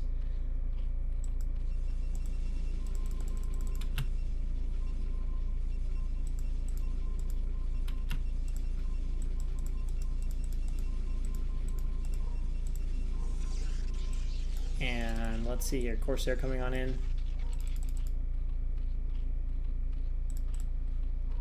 So yeah, I wish I understood what the deal was with that whole situation or whatever. Yeah, we have Korean versus Korean. Hero is, it's HUROSG against Spire, going by old AKAs. And there we go, Overlord is dying. Actually, wait. Is the reaction going to be quick enough? 1 Scourge lands, but it looks like he will probably save the Corsair. Sometimes Scourge are uniquely good at chasing, though. They seem to cap... Like, Scourge are horrible AI-wise, but sometimes they're really good. But, oh, a nice splitting there, and will intercept one of the Corsairs. And actually, there's not a cannon done yet, so he's going to be able to run here. He's going to get off a Scout. Game looking very similar. The 1-gate tech traditional build here from YSC. Very, very standard. Probably a DT about to finish at this gateway. And here come a few Scourge. Yeah, this is finals. This is finals. The tour went quite a bit faster than I expected it to, in all honesty. We've got 2 gases and a lot of larvae making it once. Are we going to see a Muta transition here? If so, these Corsairs are going to need to get the heck out of dodge. I'm kind of curious because there's kind of a long egg time building. Does he feel Muta? No, he does not. Is it Muta? These eggs are building for a long time, and there's a lot of them. It is Muta, okay. And indeed, with that second gas, we have the Muta transition here. But he's not opting to add many cannons to his main mineral line. Why is that cannon even dead? I have no idea. No Muta out. Yeah, nothing could have killed the cannon. So I guess he canceled something right as it was about to finish. I doubt he came back and killed his own units. Alright, so we've got some Muta out here for Spire, up to his namesake, opting to go Muta with a little bit of latency. Well, let's see how the micro looks from him. So far, not too bad, but of course there's no cannon, so he just gets some free kills. Some Corsairs coming over. We've got a few pairs of Scourge over here. And now charging in with the Scourge. And will he chase the Corsairs? No, right now he just wants to kill the cannon, which would actually be very annoying. Although he's not quite going to be able to get it. Trying to get the micro to go. I understand it's a little bit more difficult when you're dealing with some latency. But he has gotten a few kills there, and I always hate it when I hear buildings. Again, another cancellation. What is going on with these? Was he like building a cannon, and then at the last minute he decided, the Muta have been defended. I'm good with where I'm at. You can see an Archon morph there in the natural. Looking at upgrades, we have, what, 1 attack on our Protoss. We should have 1 attack on our Corsairs. Oh, we don't have it. We're probably getting it. Possibly he's getting Goon range, though. It's late enough that it could be upgrade for Goon range, with especially if Muta are coming. Although, given the gate count, it's probably not Goon range yet. You don't usually make Dragoons off of like 2 gateways. It's not really a beefy ground army. And, oh, Muta are going to find the DT. Will they snipe it? Yes, they will. DT goes down there. And, of course, we can see 6 hatches. He's got his Evo. It's probably +1 missiles on Hydra. But, well, is it done yet? No, it's not. If not, it's Carapace, obviously. And now moving out on the map, collecting those Archons with the Scourge. Now, how many Corsairs is that? That's 6 without +1. So not exactly Scourge vaporizing numbers of Corsairs. They can definitely get him at the right angle, but it's not the kind of Corsair number and upgrade level that just Scourge melt before even getting close to the Corsairs. But if well controlled, it's definitely enough to assist in defense of the Muta. But honestly, this Protoss army, especially without speed, is not big enough to be super dangerous. Especially going back behind a wall there, sunken up, some Muta out. And again, the Muta continuing to threaten, continue to look around. They're basically just zoning and denying this third base. Whoa, but he eats 2 Archon shots. So that is going to soften those Muta up quite a bit. A little bit sloppy there from Spire. A little bit of lack of attention. Overlord is going to fly over this Archon. And now the Corsair is going to come over here and pick off this Overlord, and now we'll see a probe sent back up to the high ground. So yeah, YSC looking to get his base back up, and Zerg busy making a bunch of Hydralisks here. Not too much else. Economy looks reasonably healthy, not insane, but just a comfortable economy. And notice not too many Muta left in this group, so possibly some light attempts at Templar sniping. But I think this might even be more at this point to just kind of distract and allow for some scourging of a few of the Corsairs, or some harass while Protoss is busy coming down here and attacking. And these Hydra are definitely going to need to back it up, because there are storms with this army, and this army is a little too big for these Hydra to fight. And whoa, the reaction is a bit slow here from Spire, as he's busy doing a little bit of micro in the main, but the Corsair is also dealing a lot of damage to the Muta, so it looks like he's judged that fairly well. Has Hero, our Protoss player. Plenty of Hydras out for Zerg, but with a few storms in that group, this is a scary Protoss army. Now, a nice ramp place here, pretty tight. Wouldn't be too hard to move back and do some defense here, but it is about to be a major army here attacking into the natural for Protoss, and this is a very tight space. I think we're going to see Spire backing it up here fairly quickly.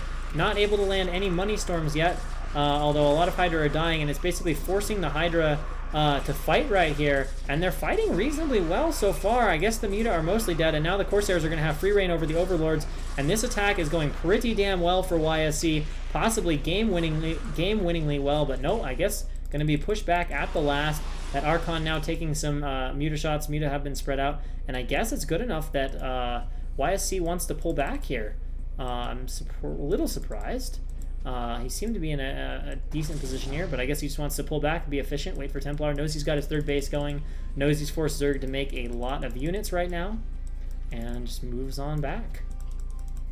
Now, one attack is now done on the Hydralisk, so that little bit more damage coming out. Protoss should be working on probably a third weapons upgrade here. And are we going to get a double forge? No, we are not. Not trying to get those extra beefy units. And Lurker is finished here, so Lurker's starting to be more for Spire.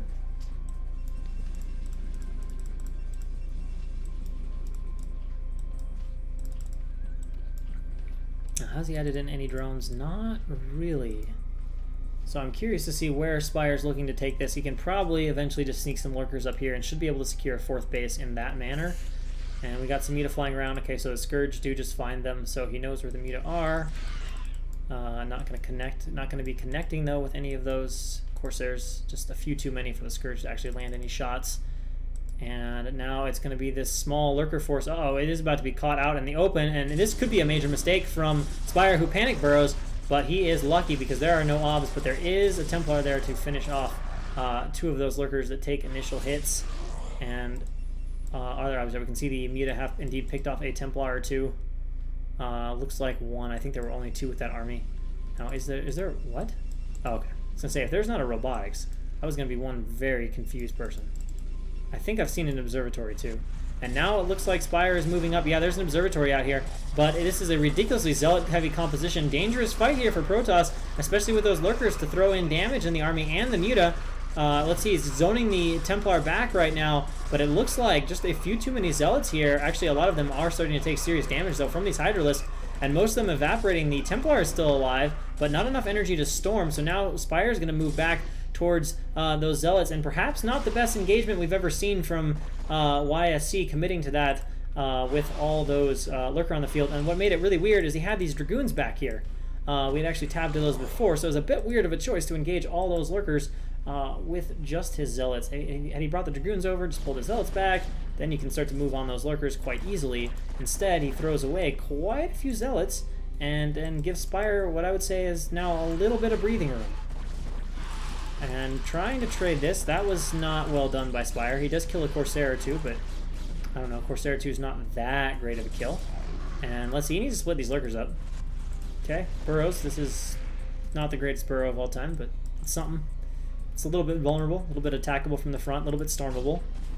And Protoss just kind of runs on top of this. The Storm is a little out of position, but now we have the Dragoons in the front, which is more of a lurker-busting kind of army. And wow, Spire is feeling very aggressive here. I guess he just feels he needs to go for it. That Storm is kind of not hitting any of the Hydra, but it's... Is it a big enough Protoss army to bust through all this? I don't know yet right now. It is hitting the lurkers with that Storm, but none of the Hydras. More Hydras being rallied up, but there's a huge rally train coming down, although it's mostly Dragoons. Probably is going to have Zealots in production in his gateways now, but it looks like the Hydras are going to fall here, although then again, he's continuing to stream in reinforcements, but it is quite a few Dragoons, and then the remaining reinforcements are Overlords. And now the question is, will YSC pull back and regroup, or will he continue to pressure? No, he wants to move forward and pick off at least one or two of the Overlords. And will that be enough to supply block Spire? Absolutely not. He just gave away a ton of supply in that fight. And now the game is looking a bit stronger for YSC, although Spire is starting to take this backdoor base here. Corsairs continuing to fly around and look for openings. Actually, very exposed bases to DTs right now, but we don't see any DTs on the map, so that is good for Spire. And Obs goes down there. And no Templar. Wow. How does YSC... Oh, okay. YSC, it's like YSC's got to have some Templar in production or something. There's no way he can be that gas-starved. And YSC now reduced to just 3 Corsairs, but back at an advantage there after that army mistake. In the first engagement, gets the better of Spire in the second engagement for sure. Spire just kind of lined up to fight a Protoss without very well burrowed lurkers. Now imagine how that would have gone if Spire would have saved those Zealots, though, and not suicided like that. Alright, so we're going to have a bit of a counter to the third base here from Spire. Looks like we might. See, he picks up a probe there. And is going to send a few up on the high ground there to deny this base from getting built. And right now, YSC is just kind of waiting for his comp, zoning with his army, keeping his base safe. And just waiting until he's got a few more Templar ready with Storm before he feels comfortable moving out on the map to pressure. And actually, it looks like he's perhaps going to set up a 4th base. Having a little bit of trouble dealing with these small groups of Hydra, though, sneaking into some of his expansions. Probe picked off there, over there at the 4th location. And now, with Storms on his Templar and a decent composition, looks like YSC is ready to move into the center of the map. Spire's starting to drone this base, but only a little bit. Still a very large, very scary army right now for YSC. The kind of army that if things don't go perfectly for Spire, could easily run him over. That's got to be 3, almost 4 control groups. I mean, that's the only thing that's weak about this army is there's only 2 Templar. But, I mean, the literal army size of Protoss is bigger than the army size of Zerg in terms of just absolute number of units. And so that's not a good fight for Zerg, especially given there's no lurkers. I mean, the Muta absolutely need to snipe these Templar, and I think they will. But, oh, okay, well, the Storm actually finishes them off. How much health on these Muta? But this is a robust Protoss army size. Corsairs still continuing to kill Overlords here. How many kills do we have on each Corsair? We got 4 kills on each Corsair. That's definitely some profitable Corsairs, to say the least. And oh, the Muta are going to find a treasure trove of Templars here to eat. But with 3 gases, should be able to see quite a few Templar now being made. And oh, flies into the Storm a little bit. And now 2 Muta, 1 Templar remains here. Cannot A-move at this. But again, look at this army size. This is, like I said, it's got to be at least 4 control groups. It might even be a bit bigger than that. I'm trying to see approximately. It's at least 4 control groups. And Zerg is morphing a bunch of lurkers, but they're not going to be done in time if YSC pulls the trigger on this. And this is not good for Spire right now. He desperately needs these lurkers to morph. The only saving grace is that Protoss doesn't have the double storms needed right now, I think, to rip through this lurker field. And the lurkers do unburrow, but they are walking into a lot of Zerg. That's actually a pretty good lurker spread. It could be better, but for a panic lurker spread, that's not terrible. And it's actually doing a lot of damage, shredding a lot of the Zealots. The Storm not hitting that many lurkers, but the lurkers have been cleared now, and that's a big loss for Spire, primarily because it's going to expose this bottom base. There are enough Dragoons right now to pump through here, although if he was reinforcing this, this would be working, but it's still too much, and Spire forced to say GG. Damage gets done there. I wonder why YSC wasn't reinforcing that. That was a lot of stuff that he could have reinforced with. I wonder if everybody lost connection there. Because this happens to me. I don't know if this happens to you guys when you play. This happens to me once every 5 to 10 games. It's like, oh yeah, by the way, Battle.net just get disconnected. And you're like, okay. I don't know why, but...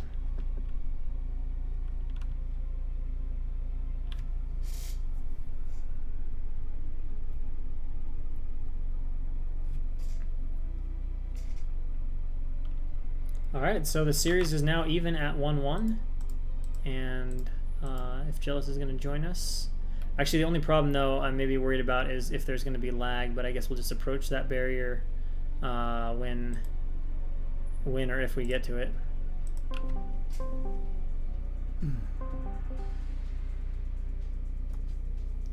So they'll be reporting their game, and we'll be getting ready to... Hello, hello, hello.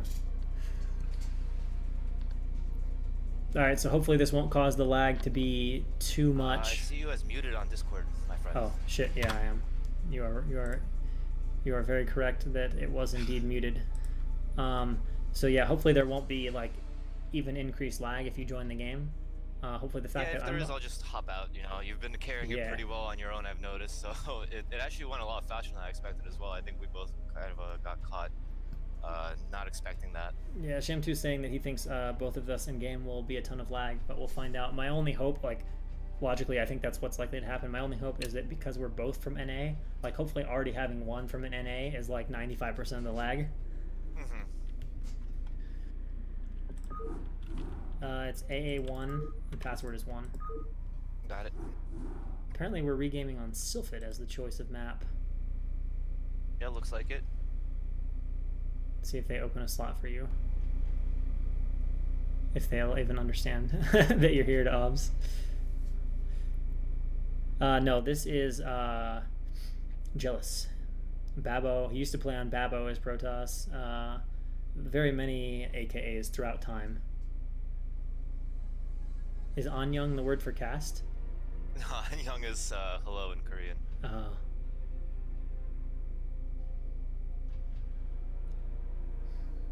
YSC is a Samsung ex-Samsung B-teamer by the name of Hero, and then bracket S.G. If you recognize that clan tag from back in the day. Oh yeah, Pusan's clan, I think, as well, yes. isn't it? Yes. They flag me out. Oh, we even have TT1 in the chat. Still, TT1 saying you messed up your Konglish. He said, if lag me out is correct. If lag me out is correct. Oh, true. According to TT1, who was just in Korea, so we'll give him some street cred. The score is 1-1. Zeeks. Oh god, I'm gonna butcher your name. You just have to tell me how to pronounce it. Alright, so spawning in the bottom. Okay, that's very laggy. I think you're gonna have to leave. Alright. That's like. Good luck, have fun, man. I'm sorry that I couldn't help out. That was unbelievably bad. Sorry. No, it's okay. It happens, man. Especially with these cross-server things. So I'm just gonna let you guys continue with the broadcast. Best of luck to you all, Master. Yeah, man. Take care. Alright, we need one other W, E. There we go. Now we got what we need. Alright, so in the bottom left-hand corner, as the brown Zerg, we have Soul Z Spire. And in a tied series, as the red Protoss, on the right-hand side, we have Soul P YSC, aka Hero. So Spire versus Hero. And let's just say it's tied 1-1. It's a regame. It's the same map. The spawns are slightly different. Zerg has moved. And in fact, it's like... No, it's not. No, I was trying to think. It was like we had rotated the map. Oh, it is like we rotated the map. It's like we rotated clockwise, right? Yeah, if we rotated clockwise spawns, we just rotated spawns one position clockwise.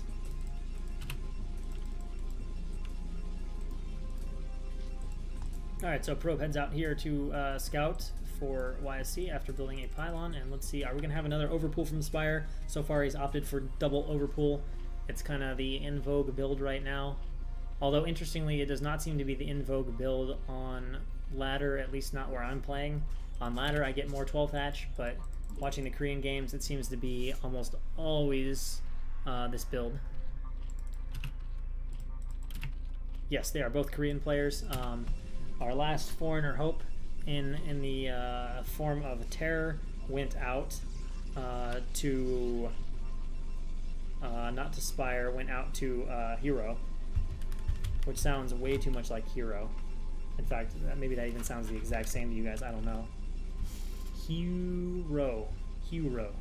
I gotta like really bring out the ew. Hero. Oh wow, Pebble.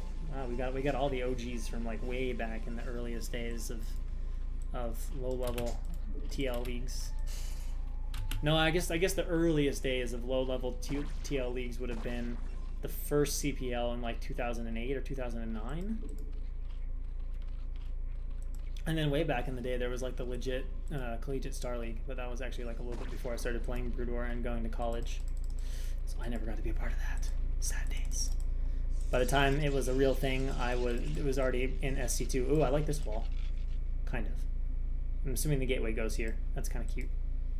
Because the gateway sure as hell ain't going there, because those rocks are not going to be buildable. Probe is trying to be cute, and it was... Okay, he wants it, but with 2 lings out and a mineral line to work with, he's not going to get it realistically. He's going to take a hit there. And he's just going to keep scouting around in the base, doing his best to keep that probe alive. And we can see 3rd hatch goes up here for Spire.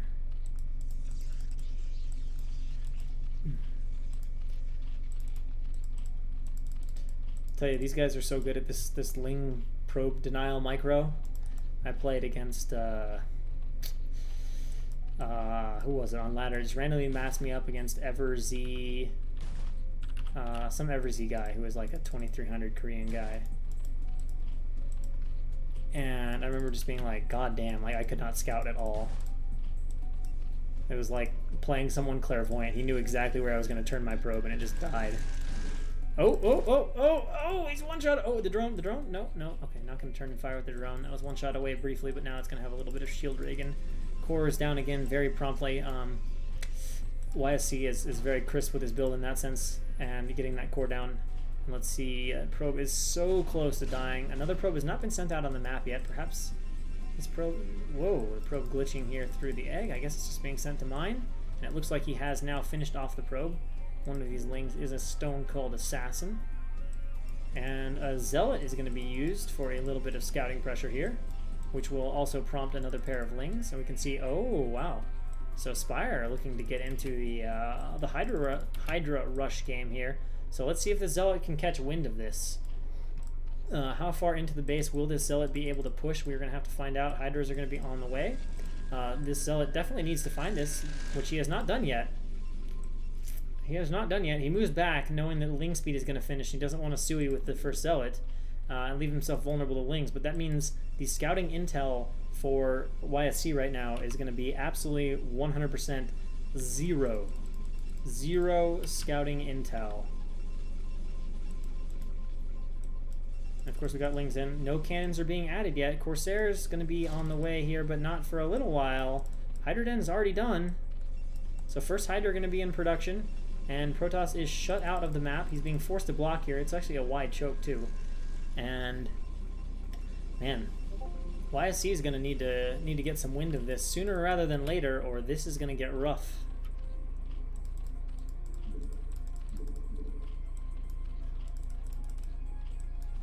Okay, no cannons yet. Are we going to push out with 3 slots or not? Hydra already across the map. Is this going to be spotted by the Corsair and just be auto GG? It sure feels like it. I don't feel like he suspects it. Perhaps because only 2 lings were made and there wasn't very much aggressive denial of the scouting probe. Perhaps that's what's... Oh my god, he's stopping to kill close. He's dead. He's adding a second can. How does he live? How does he live? I don't see how you live this. I don't think you do. I think... Well, he's adding more cannon. Oh, now he's adding cannons because his Corsairs... Oh, wow. Wow, YSC's kind of falling to pieces in this game. He's being forced to panic, but now the Hydra here. I guess maybe if he buys enough time, he's adding a bunch of panic cannons, but we know this usually doesn't end well for Protoss, and the Hydra are charging in, trying to get down the first cannon, and then we'll probably move back and take care of the Zealots. He actually hasn't been able to get the cannon so far, but there's another large reinforcement of Hydra. The Zealots will be down. Can he somehow buy enough time? The cannons are getting close to finishing, and he gets one, but will he get enough cannons up to hold? The problem is, even if you get up enough cannons to hold, that doesn't mean the bust is 100% held. It just doesn't work that way, because this can happen over and over and over. And he will snipe down another cannon, then move back. There are no Zealots out right now. Remember, he's adding a second gateway. He does have an archive, so he has a chance to add High Templars. He's going to bleed a few probes, and now how committed is Spire going to stay to this? That is honestly, I have to say, despite bleeding the Corsair, perhaps that was even done to buy time intentionally by YSC.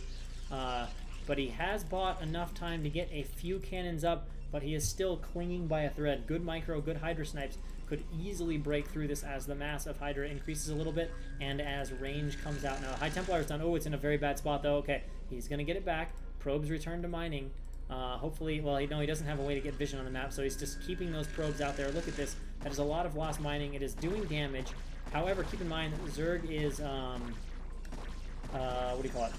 Zerg is pure Hydra behind this, so economy's not good, but he goes in. Here we go. We're going for a few cannon snipes, and it looks like he's going to get one or two in the front. He is not taking down the wall. He's gotten most of the cannons, and Storm is not yet done. He's close to breaking this. A lot of probes are dying. Hydra are coming in. There's only one cannon left now, and it looks like Storm is not going to finish on these Templar in time, and there it is. GG. Spire gets the job done with the Hydra bust. YSC gives it a noble fight, but it was too little, too late. Hydra busts. Strength of Hydra busts, too much.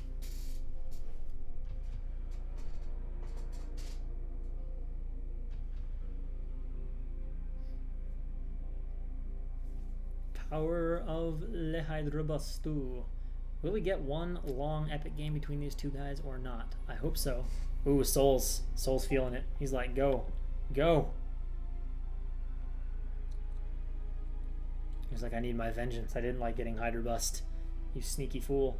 I wonder if like I said, I wonder if the reason that worked is because he only made 2 pairs of lings and wasn't like super aggressive denying the scout. So he's like, 2 pair of lings. It doesn't feel like Hydra bust, kind of some reverse mind games and how you micro your lings. And indeed, it's best of 5, so we do have at least 1 more game. Could have 2 more games.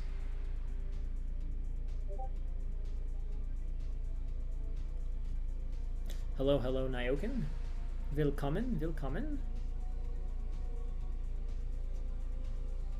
Despacitas. Und so, wir müssen warten.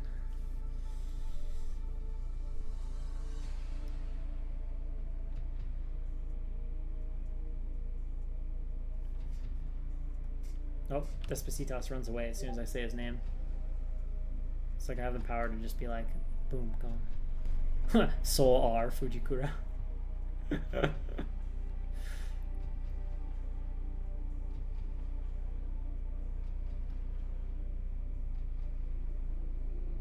Pain 101. Pain. Who played on the ID Pain? Was that Energy God? Or was that somebody else that played on Pain? Not Clan Pain, but someone played, I think someone actually played on the ID Pain.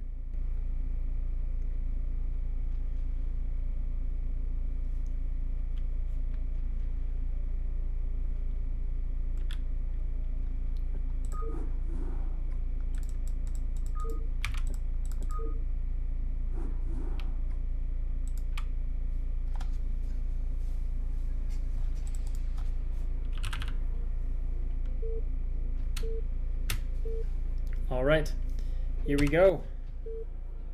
Here we go. Well, TT1, I invited Nyoken today, but he said he was not feeling well. So today that dream casting duo did not come true. Perhaps one day in the future. Whoa, let's not hit that. UI. And we just need, which one did I miss? W? No, this is right? Either way, spawning in the bottom right-hand position as the brown Zerg, we have Spire leading 2-1.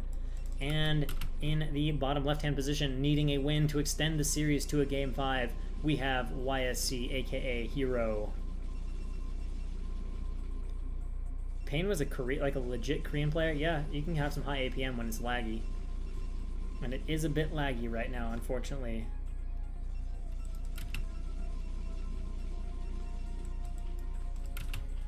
We should just have a gigantic cast and just get all of the casters, all of the foreign casters in one cast. Like, let's get me, let's get Rapid, let's get Schamtoo, let's get Artosis, let's get Tasteless, let's have like a 15-player, 15-person get kicks, get whoever I'm leaving out, and just have like a party cast.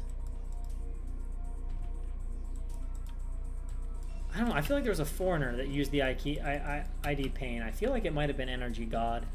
But I don't know. And you guys remember that guy, Energy God?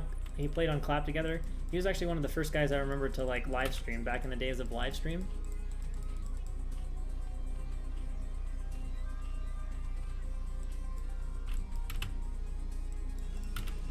Alright, so Pylon is up, and of course we're back on Circuit Breaker as the pick for YSC. So it seems that Spire likes Sylphid and YSC likes Circuit Breaker, which is interesting because I've heard some grumblings that Protosses are usually not a big fan of Circuit Breaker. Find it to be a hard map against Zerg with some of its open passageways.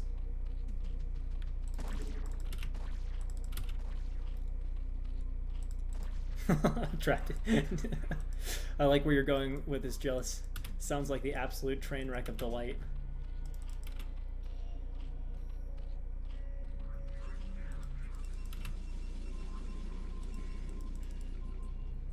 Alright, so we got the Forge building. And, alright, we got Overpool, as has always been the case.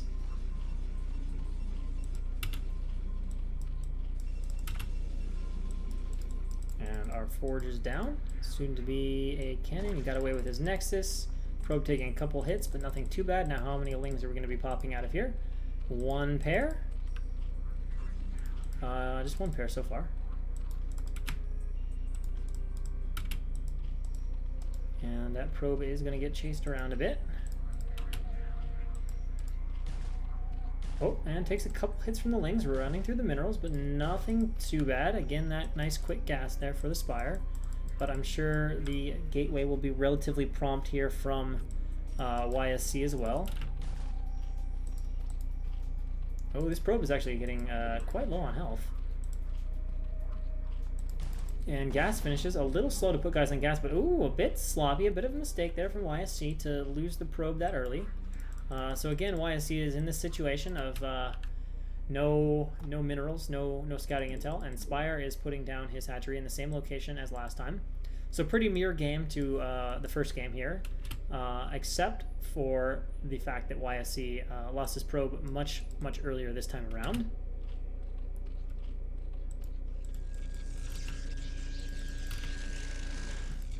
And a few probes being sent over. And let's see, gas mining starts for Protoss, of course core on the way. And layers started quite abruptly for Spire. Actually, abruptly is probably not the right choice of words. It wasn't really abrupt. It was pretty obvious, pretty clear that layer was going to be started promptly would be a better choice of verbiage. And we'll probably see a Stargate again from YSC. He has generally opted for Corsairs, as do most of the good Korean players. It's just too strong not to have them at this level of play. Mutas are just so freaking good. And are we going to immediately drop Stargate? Okay, so 407 Stargate, pretty good crisp timing, something to aim for, guys. If you can get your Stargate out before 410, 415, you're doing pretty good.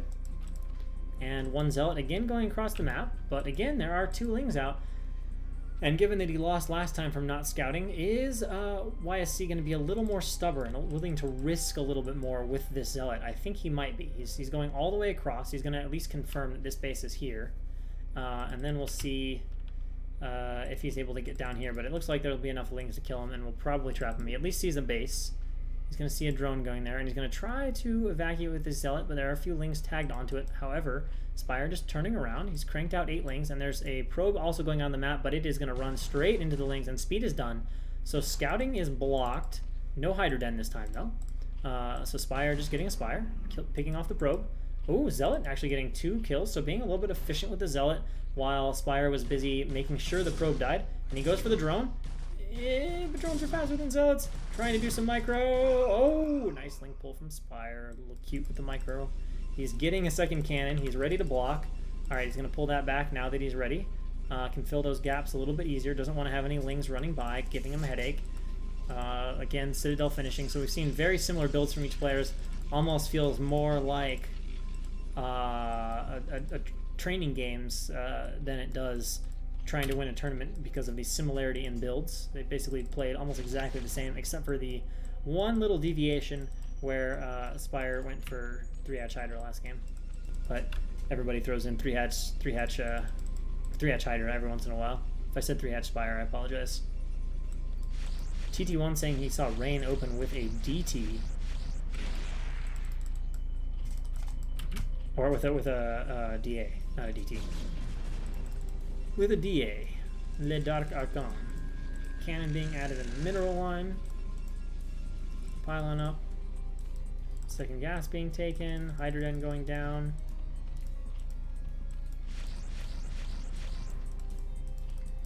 And so just general eco. Okay, he's paying attention. He gets that Corsair accelerated here before the Scourge can hit it. Yeah, see, I don't like the gateway there.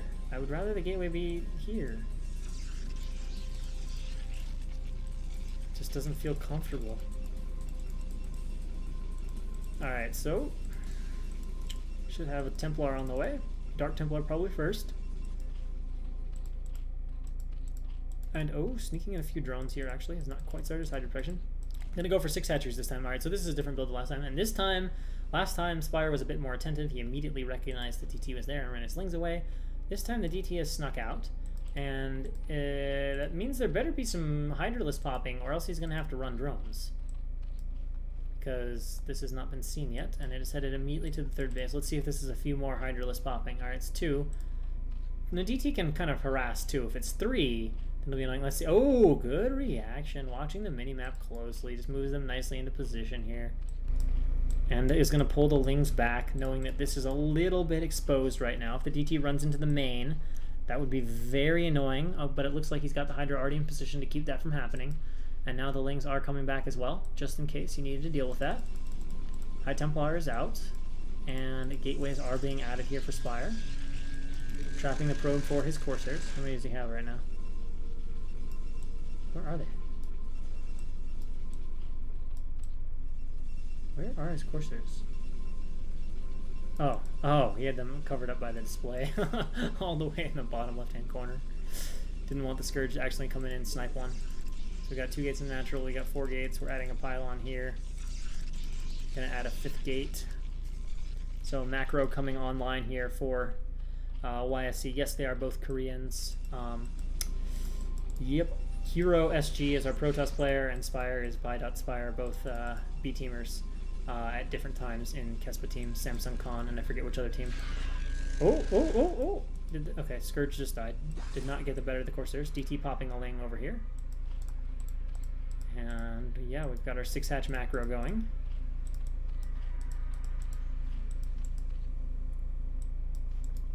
I'm gonna come over here, clear this guy out.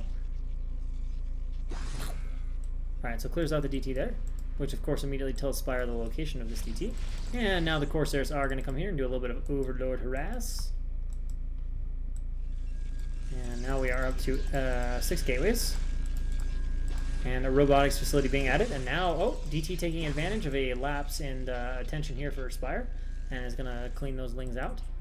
Of course, there's looking for an opening, but so far finding absolutely none. And Spire doing a nice job defending at both of his bases. But will this be a wonderful catch here for Spire? If he got the Templar, that would be absolutely fantastic. But it looks like the DT is going to prevent that from happening. But he's going to try to circle around for it. I think he wants it. He smells it.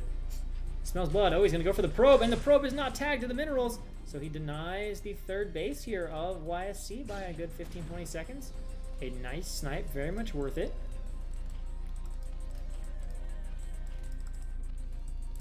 Those things can add up pretty quickly. Now we can see some lurkers are being morphed here from Spire.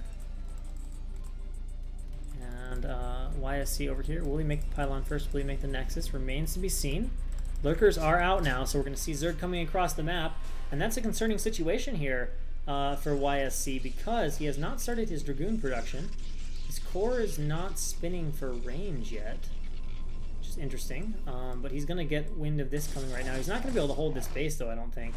Oh, he's got to get out of here. He's got to get out of here. Because now Hydra are going to be coming in from the high ground as well, and there's not that many storms around right now. And he needs to be very careful with his positioning, throwing in some storms there, forcing Zerg to move back, but the storm's not exactly dealing a ton of damage, and now at least one Templar is going to get... I assumed one Templar was going to get sniped, but a storm goes down there, and this is definitely going to force YSC back behind his wall. A few Dragoons coming out, Templar morphing into an Archon, but that Archon is doomed from the second it morphed. YSC isn't possibly going to engage this, is he? Okay. Good army movement, moves back right away, just trying to buy some time for the Archon, but it was never going to be enough. And wow, he's really determined to fight this, but he doesn't have an obs here, so he is trying not to get contained, willing to throw away a few Zealots even to avoid that happening, but I don't think he's going to be able to prevent that right now. If he gets an obs out soon enough, though, the Hydra numbers are thin enough that he can basically attack this, but the problem is reinforcements are coming in here for YSC, and we'll see what Spire looks to do in the meantime. It looks like right now he's just committing to this contain pretty aggressively. Throws down a storm there. Basically ends up being a whiff, with these Zealots having a hard time getting behind that pylon, and now going to target down the wall. Actually, he's going for the cannons. He wants to win outright. Now that is probably a bit foolhardy because there should be an obs just about finished. Going for a cannon kill, not going to be worth it. Quite a risk, and now pulling up all the lurkers here, forming the tight contain, and more Hydra being streamed out across the map. No real transition quite yet for Zerg. And Zerg is just adamantly trying to bust that cannon, but that shouldn't matter because there are observers out on the map right now. More cannons being added, but I guess the danger is if Zerg moves in and goes very aggressive for an ob snipe and gets a hero ob snipe, that could be something. He's definitely going to kill the Forge. So going to put a stop on upgrades. One Zealot trickling in here, and now that gateway winks out of its existence. Protoss in the process of going up to 8 gates, throws down a storm, pushes those Hydras back. But honestly, not a lot of units here from Protoss, and this is kind of feeling like a winning position here from Spire all of a sudden. Those Lurkers just doing too much initial damage. Does this Templar back here have a storm? He's got to have one, or else I think he's just going to die right now. We heard the Obs get sniped, and the Hydra here just continuing to pick off all the Zealots, reduce it to just Dragoons, and without any real Templar in this composition, there's not a whole hell of a lot that YSC can do right now. He's just clinging on by a tiny thread, and Spire inching that Lurker contain forward, just committing to it right now. Moves in, try to pick off the cannon, baits the Storm. Storm doesn't do much, and then the Hydra run right back in here. That Zealot will again fall, and now the Hydra just picking off goons, and then pulling back, and then forcing the Zealots into Lurker spines, and just keeping YSC with no units as he continues to trickle it in. And it's looking like Spire is going to get the 3-1 victory here over YSC. He just doesn't have the unit mass needed to break this contain. I mean, if he suddenly came down the ramp with like 10 Dragoons and a few High Templar, I'd say okay, but I mean, it looks like Spire is just going to push him back, bringing the Lurkers forward even further, and the Zealots are forced to fight. He is dancing back and forth with his army like crazy, but is it enough? It is definitely not. He's down to just Zealots. At some point, he might even pull forward with a few of the Lurkers, but he doesn't want to get hasty. He's not going to suddenly unburrow all of them and charge in. He's just inching his way forward towards victory. He's almost at the probe line right now. It's pure Zealot against 6 or 7 Lurkers, but Spire has done it, guys. The Corsairs are sacked. GG has got to be imminent at this point. His natural is overrun with Zerg. Spire is going to be HaveAtYou, your HaveAtYou 24 champion. 3-1 over YSC in the finals, proving to be too strong. He's gotten a 2.5k MMR with I think a 50-something and 9 record.